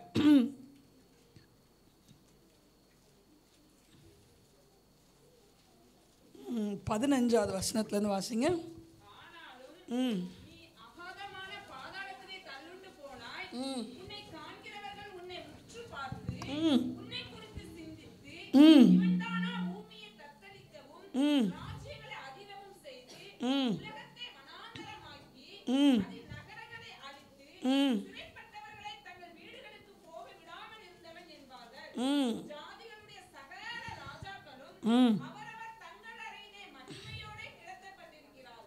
நீயோ இந்த வசனத்தை ஞாபகம் வச்சுக்கோங்க. இவனா இப்படி பண்ணா? இந்த அறிக்கை விடுறவன் யாரு? கடைசியில் போய் பார்த்தா எங்கே உட்கார்றாரு? அவர் வீட்டுல அவர் போட்டிருக்க சேரில் தான் உட்கார முடியுமே தவிர சிஎம் சேரில் உட்கார முடியாது. அவரால் ஒரு கையெழுத்து போட முடியாது, ஒன்றுத்தையும் நிறைவேற்ற முடியாது. எல்லாத்தையும் பேசிட்டு வீட்டுக்கு போயிடுவார் அவர். புரியுதா? நீயோ கிளையை போலவும் பட்டய குத்தால்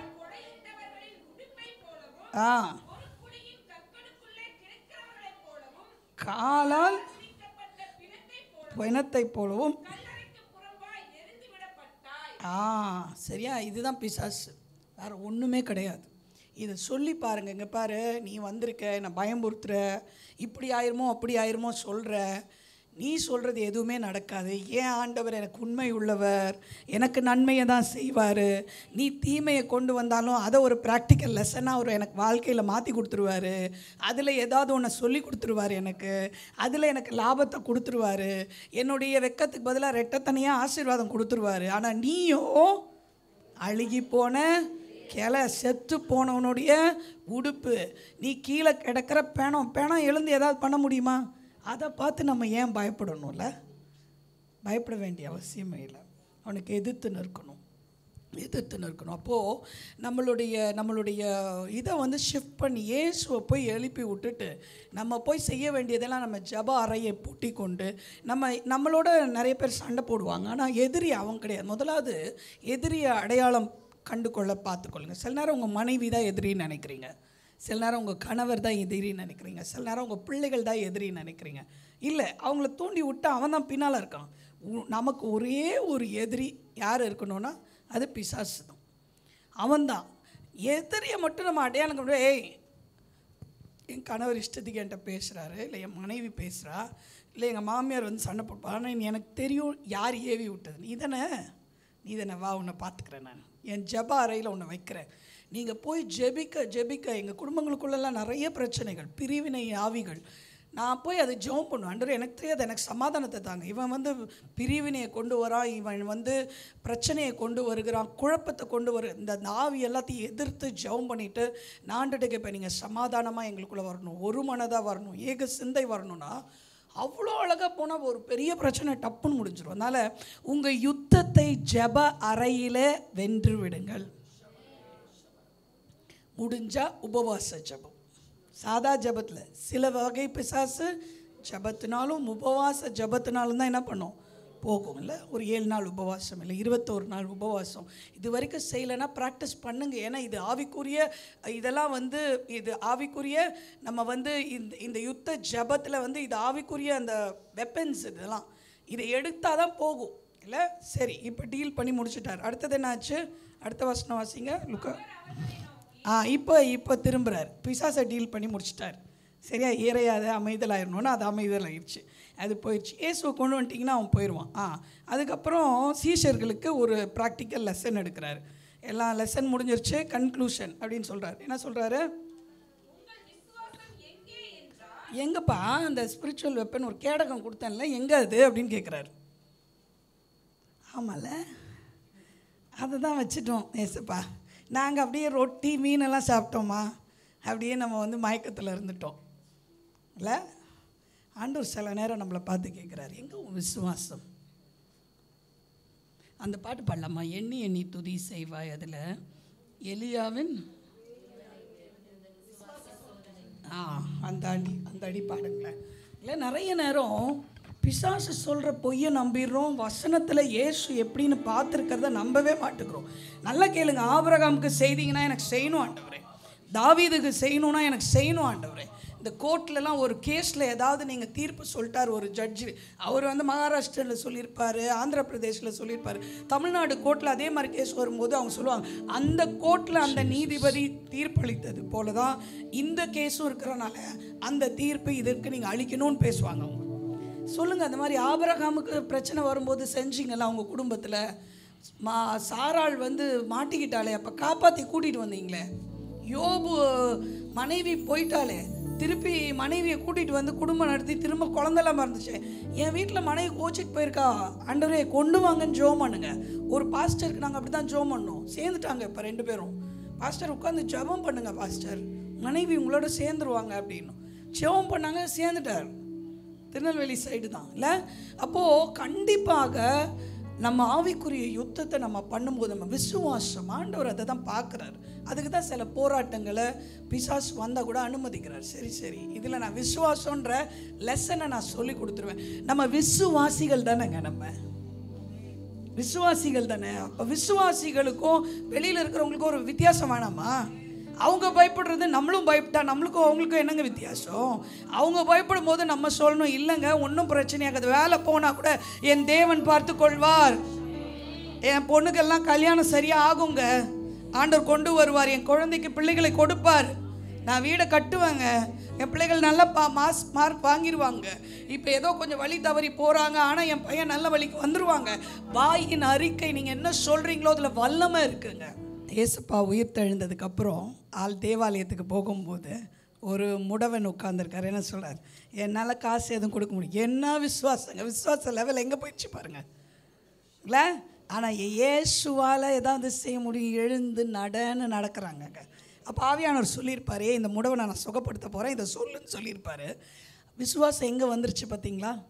அப்போ இந்த சின்ன சின்ன புயல்கள் நம்ம வீட்டில் நம்ம குடும்பத்தில் அடிக்கணுங்க சில டைம். அது நல்லது. இப்போ தான் இயேசுவை எழுப்பி உட்கார வச்சுட்டே இருப்போம் நம்ம. இயேசு வாங்க என் பிரச்சனை. ஒரு வாட்டி இயேசுவை பிரச்சனையை கையாள விடுங்க. அவர் அழகாக கையாண்டு நம்ம போட்டை அழகாக அமெரிக்கா என்ன பண்ணுவார்? நம்ம விசுவாசத்தை பலப்படுத்தி கேடகம் சரியா? இந்த கேடகத்தை என்ன பண்ணிடணும்? விசுவாசன்ற கேடகம் ரொம்ப அழகாக பண்ணியிருக்காங்கல்ல இவங்க. ஸோ இதை நீங்கள் வச்சுக்கிட்டிங்கன்னா உங்களுக்கு எதுவுமே தாக்காது இல்லை. இதை கேடகத்தை யூஸ்வலாக இப்படி பிடிப்பாங்க, உண்டால் பிடிச்சிக்குவாங்க சரியா? இப்படி பிடிச்சிக்குவாங்க. அப்போது அந்த காலத்தில் யுத்தம் பண்ணும்போது என்ன வரும்? அந்த அம்பு எய்வாங்க. அந்த அம்பில் வந்து விஷம் வச்சு எய்வாங்க, தீ வச்சு எய்வாங்க, வந்து இங்கே சுட்டெரிக்கணும். அதுதான் அக்கினி ஆஸ்திரங்களெல்லாம் அது சுட்டெரிச்சிடும். ஆனால் அந்த கேடகம் வந்து அந்த பித்தளை அந்த மாதிரி இரும்பு ரொம்ப மெட்டல், ஹை மெட்டலில் பண்ணியிருக்கனால இன்றைக்கி வந்து நீங்கள் பார்த்தீங்கன்னா நம்மளுடைய வாரியர்ஸ்க்கு, நம்மளுடைய போர் வீரர்களுக்கு, பேட்டில் ஃபீல்டில் இருக்கிற நம்மளோட ஆர்மி பீப்புளுக்கு எங்கன்னா இங்கே வச்சுருக்காங்க, உள்ளவே வச்சுருப்பாங்க. அவங்க ட்ரெஸ்ஸில் அதை ஒன்று போட்டுக்குவாங்க, ப்ரெஸ்ட் பிளேட். அந்த ப்ரெஸ்ட் பிளேட் அதில் வந்து நீங்கள் அந்த கேடகம் மாதிரி ஒரு காரியத்தை உள்ளவே அவங்க செட் பண்ணிக்காங்க. ஏன்னா பாம் வச்சா குண்டு துளைக்காத ஒரு காரியத்தை வச்சுருக்குறாங்க. அதுதான் விசுவாசம். ஸோ பிசாசு என்ன பொய் சொன்னாலும் வசனத்துக்கு வரணும். நம்ம வந்து வசனத்துக்கு வந்து அதை நம்பி அதை கொடுக்கணும், திருப்பி அதை காட்டணும். இல்லையே, என் ஆண்டவர் நல்லவர், அவர் தீமை செய்ய மாட்டார், என் ஆண்டவர் பயந்தெல்லாம் ஓட மாட்டார், என் கூட தான் இருக்கார். அவர் என்ன சொல்லியிருக்காரு? அவர் என்னை விட்டு என்னை கைவிடுவதும் இல்லை. நீ சொல்கிறது பொய், என் கூட தான் இருக்கிறாரு, அமைதியாக இருக்கிறாரு. ஏன்னா இது நான் யுத்தம் பண்ணணும்னு அவர் என்னை பார்த்து ரசிச்சிட்ருக்கிறார். ஒரு விசுவாச பாடத்தில் என்னை விட்டு பார்த்துக்கிட்டு இருக்கிறாரு. என் பிள்ளை எப்படி போர் பண்ணுறான்னு பார்த்துக்கிட்டு இருக்கார். ஆனால் என்னை விட மாட்டார். ஒரு டைமில் எனக்கு தேவைன்னும் போது வந்து நிற்பார் அவர். ஏன்னா நான் வந்து யுத்தத்தில் ஆண்டவரே நீங்கள் வந்துருங்கன்னு கூப்பிட்டுட்ருக்கேன். அவரை தூங்க விடுறது கிடையாது. நான் இல்லை, அவர் என்னால் முடியலன்னா அவர் வந்து என்ன பண்ணிடுவார்? யுத்தத்தை வந்து அவர் நடத்திடுவார். அவர் வந்துட்டால் எனக்கு வெற்றி தான். ஸோ அந்த பயம் எப்போல்லாம் வருதோ அப்போல்லாம் விசுவாசத்தை எடுக்கணும். நல்லா ஞாபகம் வச்சுக்கோங்க. விசுவாசன்ற அந்த ஆவிக்குரிய அந்த வெப்பனை எப்போ எடுக்கணும்னா பயம் வரும்போது எடுக்க வேண்டும். இல்லை பொய் அப்படின்ற வெப்பன் வரும்போது கண்டிப்பாக வாள் எடுக்கணும். நம்ம பொய் இல்லை, ஏன்னா வந்து இது சத்தியம் என்னது இது வந்து வேத வசனம் வந்து சத்தியம். அவனுக்கு அதுக்கு என்ன பண்ணணும்? இல்லை, நீங்கள் பார்த்தீங்கன்னா ஏசப்பா அவர் சோதனை பண்ணும்போது ஒரு வசனத்தை தான் சொல்கிறார். இப்படி எழுதியிருக்கிறதே, இப்படி எழுதியிருக்கிறதுன்னு 3 வாட்டி கேட்டோன்னே ஓடி போயிட்டான். இவர் தெளிவாக இருக்கிறாரு அப்படின்ட்டு. நம்மக்கிட்ட போய் நிறையா சொல்லுவோம், அதெல்லாம் நம்பிடாதீங்க. உனக்கு இப்படி ஆயிரும் அப்படி ஆயிரும். எப்போல்லாம் ஒரு விஷயம் கேட்டு உங்களுக்கு பயம் வருதோ நல்லா ஞாபகம் வச்சுக்கோங்க, அது பிசாசு. ஏன் ஆண்டவர் பேசும்போது பயம் வராது, நம்பிக்கை வரும். பார்த்துக்கலாம், அதனால தான் அவர் திரும்ப பயப்படாத அந்த வார்த்தை எவ்வளோ தடவை எழுதியிருக்காருங்க. முதல்ல எடுத்தோடனே அவர் வந்து பயப்படாத, நான் உன் கூட இருக்கேன்ல, நம்ம பார்த்துக்கலாம், நம்ம செஞ்சிடலாம், நம்ம முடிச்சிடலாம், நான் உனக்கு பலன் கொடுப்பேன். அதனால தான் என்னை பலப்படுத்துகிற கிறிஸ்துவினாலே எல்லாவற்றையும் செய்ய எனக்கு பலன் உண்டு சொல்லிக்கிட்டே இருக்கணும். என்னால் முடியாது. இன்றைக்கி காலையில் கூட நான் என் டீம் மெம்பரோட ப்ரேயர் பண்ணிகிட்டு இருக்கும்போது நான் சொன்னேன், முந்தி மாதிரி இல்லைடா, எனர்ஜி லெவல்ஸ் ரொம்ப கம்மியாக இருக்குது. ஒன்றா சொன்னேன், ஏன்க்கா அப்படி நீங்கள் சொல்கிறீங்க? அப்படிலாம் ஒன்றும் கிடையாதுக்கா, கண்டிப்பாக உங்களால் ஓட முடியும்க்கா, இன்றைக்கெலாம் ஃபுல் டே ஊழியம் செய்ய முடியும்க்கா உங்களால். ஏன்னா ஏற்கனவே 2 நாள் ஊழியம் செஞ்சுருக்கோம், எனக்கு தெரிலடா ரொம்ப டயர்டாகிடுமோன்னு பயமாக இருக்குது. இல்லை அப்படி இல்லை, நம்ம ஜெபிக்க போகிறோம், நம்மளுக்கு வந்து நல்ல ஆண்டவர் வந்து பிசாசு நம்மளுக்குள்ளே சொல்லும்போது இந்த வாயின் வார்த்தையில் வல்லமையும் அதிகாரமும் இருக்குது. உங்கள் பிள்ளைகளை பார்த்து நல்லா இருப்பாங்கன்னு சொல்லுங்கள். நீ நல்லாவே இருக்க மாட்டேன்னு சொன்னீங்கன்னா நல்லா இருக்க மாட்டாங்க. அதுவும் நீங்கள் சொல்லாதீங்க, பெற்றோர் சொல்லாதீங்க, நீ நல்லா இருக்க மாட்டேடா, நீ ஆடு மாடு தான் மேய்ப்ப, நீ உருப்பிட மாட்ட. இல்லை, நீ நல்லா இருப்ப தம்பி, ஏன் பயப்படுற, மேக்ஸ் தானே வரல, பரவாயில்ல நம்ம ஒரு டியூஷன் வச்சுக்கலாம், இல்லை மேக்ஸில் நீ இவ்வளோ மார்க் எடு, மிச்சத்தில் நல்லா பண்ணு, இப்படி சொல்லி பாருங்கள் நம்ம பிள்ளைகிட்ட. அவனை பாரு, இவனை பாரு, நீ என்ன பண்ணுற அப்படின்னு நீங்கள் வாயின் வார்த்தைகள் உங்கள் கணவரை குறித்து பேசும்போது, உங்கள் மனைவியை குறித்து பேசும்போது வாயின் வார்த்தைகளை இஷ்டத்துக்கு சொல்லிடாதீங்க. ஏன்னா ஒரு வார்த்தையில் அவ்வளோ வல்லமை வச்சுருக்காரு. ஆண்டவரும் உற்று கவனிக்கிறாரு, பிசாசும் உற்று கவனிக்கிறான். அவ்வளோதான். நம்ம ஏதாவது சொல்லிட்டோன்னா அவன் பிடிச்சிக்குவான். அவன் தான் சொல்லிட்டான்ல, செஞ்சுருங்க அது மாதிரி. அவன் வந்து கேட்பான் ஆண்டவர்கிட்ட. அப்போ ஆண்டவர் என்ன பண்ணுறது, இவனே வந்து அது சுகம் ஆகாது. எங்கே டாக்டர் சொல்லிட்டார்ல சுகம் ஆகாது. பிசா சொல்லலாம் சுகம் ஆகாதான் சொல்லிட்டாங்கல்ல, அப்புறம் எதுக்கு நீங்கள் சுகம் கொடுக்குறீங்க? ஜெபிக்கிறோம், ஆனால் என்ன சுகம் ஆகாது போல் இருக்குது. ஜெபிக்கிறோம், சுகம் ஆகாது போல் இருக்குது. புரியுதா உங்களுக்கு? ஜெபிக்கிறோம், சுகமாயிடும். எங்கள் டீமில் ஒரு தம்பிக்கு 2 கிட்னி ஃபெயிலியர் ஆயிடுச்சு. 42 வயசு தான், இன்னும் குழந்தையும் இல்லை. கணவன் மனைவி நாங்கள்லாம். எனக்கு கேள்விப்பட்ட உடனே கடந்த டிசம்பர் மாதம் திடீர்னு கிரியாட்டினின் லெவல் 8, 12 அப்படி போயிடுச்சு. இமீடியட்டாக டயாலிசிஸ் ஆரம்பிக்க சொல்லிட்டாங்க. எங்களுக்கெல்லாம் ரொம்ப ஷாக்கு. என்னடா இப்படி சின்ன பிள்ளையாக இருக்கிறாங்க இவங்களுக்கு அப்படி ஆயிடுச்சு. அப்போ எனக்கு ஜனவரி ஃபுல்லாக எனக்கு அப்போ தான் தெரிய வருது இதெல்லாம் அப்படின்னு. டிசம்பரில் நடந்திருக்க நான் எனக்கு ஜனவரியில் தான் தெரிய வருது. எனக்கு ரொம்ப ஒரு கஷ்டமாயிடுச்சு. அதனால் ஜனவரி கடைசியில் உடனடியாக ஆண்டவர் எனக்கு மனசுக்குள்ளே ஏவுறார், நீ போய் ஜெபி அவங்களுக்காக அப்படின்னு சொல்லிட்டு. அப்போது நான் போய் ஜெபிக்கிறப்ப என் மனசுக்குள்ளேயே எனக்கு ஒரு விசுவாச போராட்டம் தான். டாக்டர் ரிப்போர்ட்டெல்லாம் 2 கிட்னி ஃபெயிலியர்ஸு, அவங்களுக்கு வந்து டிரான்ஸ்பிளான்ட் தான் பண்ணி ஆகணும். அப்போ நான் என்ன போய் நீ போய் ஜெபி அப்படின்னு சொன்னார். அப்போ 2 தம்பதியரோடையும் இதுக்குன்னே நான் கோயம்புத்தூர் போய் அவங்களோட உட்காந்து நான் ஜெபிக்கும் போது 2 பேரும் ரொம்ப உடஞ்சி போயிருந்தாங்க. நாங்கள் ஜெபிக்கும் போது ஆண்டவருடைய வாக்குத்தத்தம் வர ஆரம்பிச்சுது. நிறைய ஒரு சித்தம் வச்சுருக்கேன் அப்படின்னு அவங்கள குறித்து, அந்த வியாதியை குறித்தே பேசல, என்ன அவனை குறித்து இந்த தம்பி பண்ண போகிறாங்க, எப்படி ஊழியம் பண்ண போகிறாங்க, அப்படியெல்லாம் வந்தோடனே எனக்குள்ளே ஒரு பெரிய நம்பிக்கை வந்துருச்சு. அப்போது இது பிசாசு போராடுறான் திட்டம் இருக்கிறனால அப்படின்னு சொல்லி இந்த 8 மாதங்கள் நாங்கள் வந்து பயங்கர ப்ரேயர் பண்ண ஆரம்பித்தோம். ஒரு 21 நாள் உபவாச ஜெபம் பண்ணும்போது ஆண்டவர் நிறைய காரியங்களை வெளிப்படுத்தினார். அந்த தம்பியோட விசுவாசம் வேறு லெவல் போயிடுச்சு. ஜெபத்தையே அந்த தம்பி தான் நடத்தினாங்க, அவங்களே தான் நடத்துவாங்க அழகாக. நாங்கள் எல்லோரும் ஒரு 6-7 பேர் சேர்ந்து இந்த ஜெபத்தை பண்ண ஆரம்பித்தோம். நாங்கள் இன்னும் ஜெபிச்சு கொண்டிருக்கோம். ஜெபிக்கும்போது கடைசியில் அவங்களுடைய ஒய்ஃப் டோனராக வந்து இப்போ கிட்னி கொடுத்து, முதலாவது ஒரு வேளை நாங்கள் டிரான்ஸ்பிளான்ட் இல்லாமல் நம்மளுக்கு சரியாயிடுமா, ஆனால் டிரான்ஸ்பிளான்ட் ஆனால் கூட நீங்கள் யோசித்து பாருங்கள், ஒரு கிட்னி இன்னொருத்தருக்கு பொருத்தி எப்படி அது வந்து சில நேரம் சான்சஸ் இருக்குது, சில நேரம் ஃபெயிலியர் ஆகிடும். அப்போது ஒரு சான்ஸ் தான், ஆனால் ஜெபிச்சுக்கிட்டே இருக்கும். அப்போ அவங்க ஒய்ஃபோட கிட்னி பொருந்தலாம், அவங்களுக்கு வந்து சரியாக இருக்குது அப்படின்னு சொல்லி டாக்டர் சொன்னனால அதுக்கப்புறம் இப்போ இந்த 22ஆம் தேதி அவங்களுக்கு வந்து கிட்னி டிரான்ஸ்பிளான்ட் ஆப்ரேஷன் ஆச்சு. ஆனால் அடுத்த நாளே பார்க்கும்போது ஒரு 45 ஹவர்ஸ்லேயே வந்து பார்த்திங்கன்னா அந்த கிட்னி நல்லா செயல்பட ஆரம்பிச்சிருச்சு. இந்த கிரியாட்டினின் லெவல் எல்லாம் கம்மியாயிடுச்சு. கிட்டத்தட்ட 98 முறை அந்த தம்பி டயாலிசிஸ் பண்ணியிருந்தாங்க இந்த 8 மாதத்தில். ரொம்ப பாடுகள், ரொம்ப கஷ்டம். ஆனால் அதன் மத்தியில் அவங்க வந்து கூடுகைக்கு வந்தாங்க, கூடுகையை கோயம்புத்தூரில் நடத்தினாங்க, ஜெபத்துக்கு வந்தாங்க. கர்த்தரை ஒரு நேரமும் மறுதளிக்கவோ கர்த்தரை கடிந்து கொள்ளவோ இல்லை. கணவன் மனைவி 2 பேரும் ஆண்டவரை பிடித்து கொண்டு நின்னாங்க. அதாங்க விசுவாசம். பிசாசு எப்படி டெய்லி டாக்டர்கிட்ட போவோம், டாக்டர் நெகட்டிவ் ரிப்போர்ட்டு தான் கொடுத்தாரு. ஆனால் நாங்கள் எதிர்த்து ஜோம் பண்ணிகிட்டு இருந்தோம். இன்றைக்கி கடவுள் கிருபையில் டிரான்ஸ்பிளான்ட் முடிஞ்சு நல்லா இருக்காங்க அப்படின்னு சொல்லி கேள்விப்பட்டோம். இன்னும் டிஸ்சார்ஜ் ஆகலை அவங்க. அப்போ நம்ம ஜெபிக்கும் போது பாருங்கள், இயேசுவை எழுப்பி விட்டுட்டோன்னா நாங்கள் கொஞ்சம் அதிகமாக எழுப்பி விட்டோம் நாங்கள் இல்லை. அதுதான் ஆண்டவர் சொன்னாங்க, எழுப்பி விட்டுணும், நீ வா. அப்போ சேர்ந்து ஜெபிக்கணும். கணவன் மனைவியாக சேர்ந்து ஜெபிங்க, சர்ச்சில் சொல்லி ஜெபிங்க, உபவாசம் பண்ணி ஜெபிங்க, இரவு ஜெபத்துக்கு வந்து ஜெபிங்க, தினமும் ஆலயத்துக்கு வந்து ஜெபிங்க.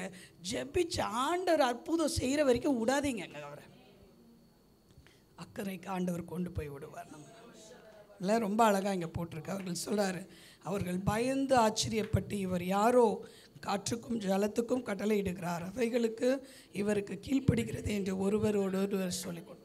நம்மளுடைய ஆண்டவர் காற்றையும் கடலையும் அதட்டுகிற ஒரு தேவன். அவர் வந்து இயற்கையை கையில் ஆளுகிற ஒரு தேவன்க. அந்த தேவனை தன் தேவனாய் கொண்ட ஜனம் பாக்கியம் உள்ளது. என் தேவன் பெரியவருங்க. யாரெல்லாம் சொல்கிறீங்க? சொல்லுங்க பாப்போம். என் தேவன் பெரியவர், என் பிரச்சனையை விட பெரியவர், என் படகுல வர புயலை விட பெரியவர். அவர் என் இறையாதேன்னு சொல்லி முடிச்சிருவார். ஒன்றும் ஆகாது.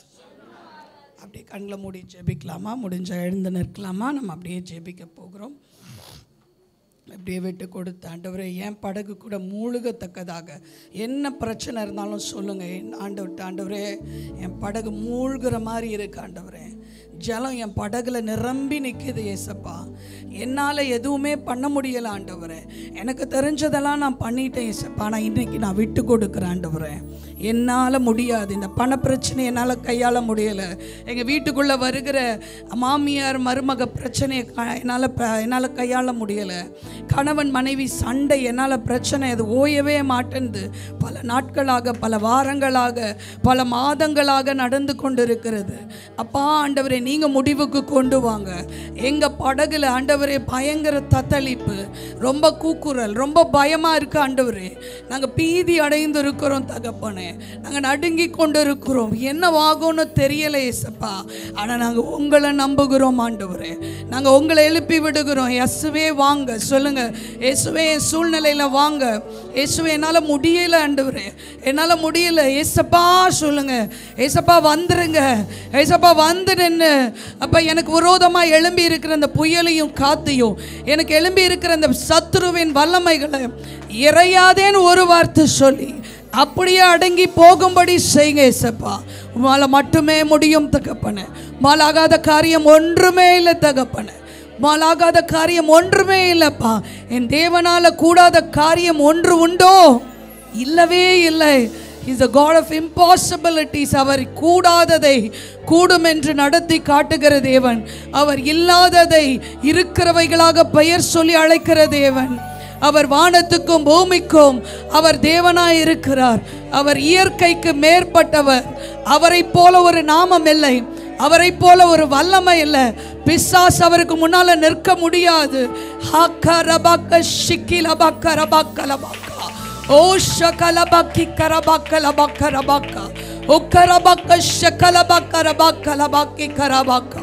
பொல்லாத பிசாசே, பொல்லாத சத்துருவே, இந்த குடும்பங்களை சீரழித்து கொண்டிருக்கிற பொல்லாத பிசாசே, பயம் உறுத்துகிற பிசாசே, பயம் உறுத்துகிற பிசாசே, இயேசுவின் நாமத்தில் வெளியேறு.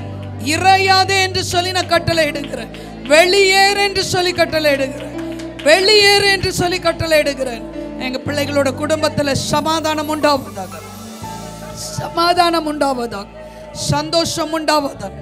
அந்த படகு அப்பா, அந்த படகு பயணம் இயேசுவோடு இனிமையாக செல்லும்படி கர்த்தர் உதவி செய். விசுவாசத்தை பலப்படுத்துங்க ஏசப்பா. இப்படி புயல் அடிக்கும் போது அப்பா நாங்கள் பயப்படாம விசுவாசத்தோடு இயேசுவோடு கூட ஆண்டவரே நாங்கள் போய் அந்த யுத்தத்தை செய்து வெற்றியாய் முடிக்க எங்களுக்கு உதவி செய்.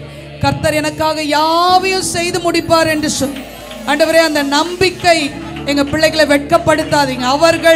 அவர்கள் முகத்தை பார்த்தார்கள், அவர்கள் முகம் பிரகாசம் அடைந்தது என்று சொன்னது போல அப்பா எங்க பிள்ளைகள் உங்க முகத்தை பார்த்துட்டு இருக்காங்க. பிரகாசம் அடைய செய்திருங்க. வெட்கம் அடையவே விட மாட்டீங்கன்னு சொல்லியிருக்கீங்கப்பா. எங்க குடும்பத்தை, எங்க பிள்ளைகளை, எங்க மனைவி, எங்க கணவர், அப்பா எங்க வேலையை ஆண்டவரே நீங்க எதுவுமே எங்களை விட்டு எடுக்க போறது இல்லை ஏசப்பா. எங்களை ஆசீர்வதிக்கிற தேவன் ஏசப்பா, ஆசீர்வதிங்க. இந்த சபையை ஆசீர்வதிக்கிறோம். சபையோட எல்லா ஊழியங்கள், போதகர் அம்மா, அவங்க குடும்பங்கள், பிள்ளைகள் எல்லாரையும், இங்கே இருக்கிற ஆவிக்குரிய பிள்ளைகள் எல்லாரையும் மனதார ஆசீர்வதிக்கிறோம். இந்த சபை எடுத்து எங்கள் பட்டணத்துக்கு ஒரு சாட்சியாக வைக்கும்படி நாங்கள் ஜெபிக்கிறோம். காத்துக்கொள்ளுங்க, வழி நடத்துங்க. மூலம் ஜெபம் கேட்கிறோம் நல்ல பிதாவே.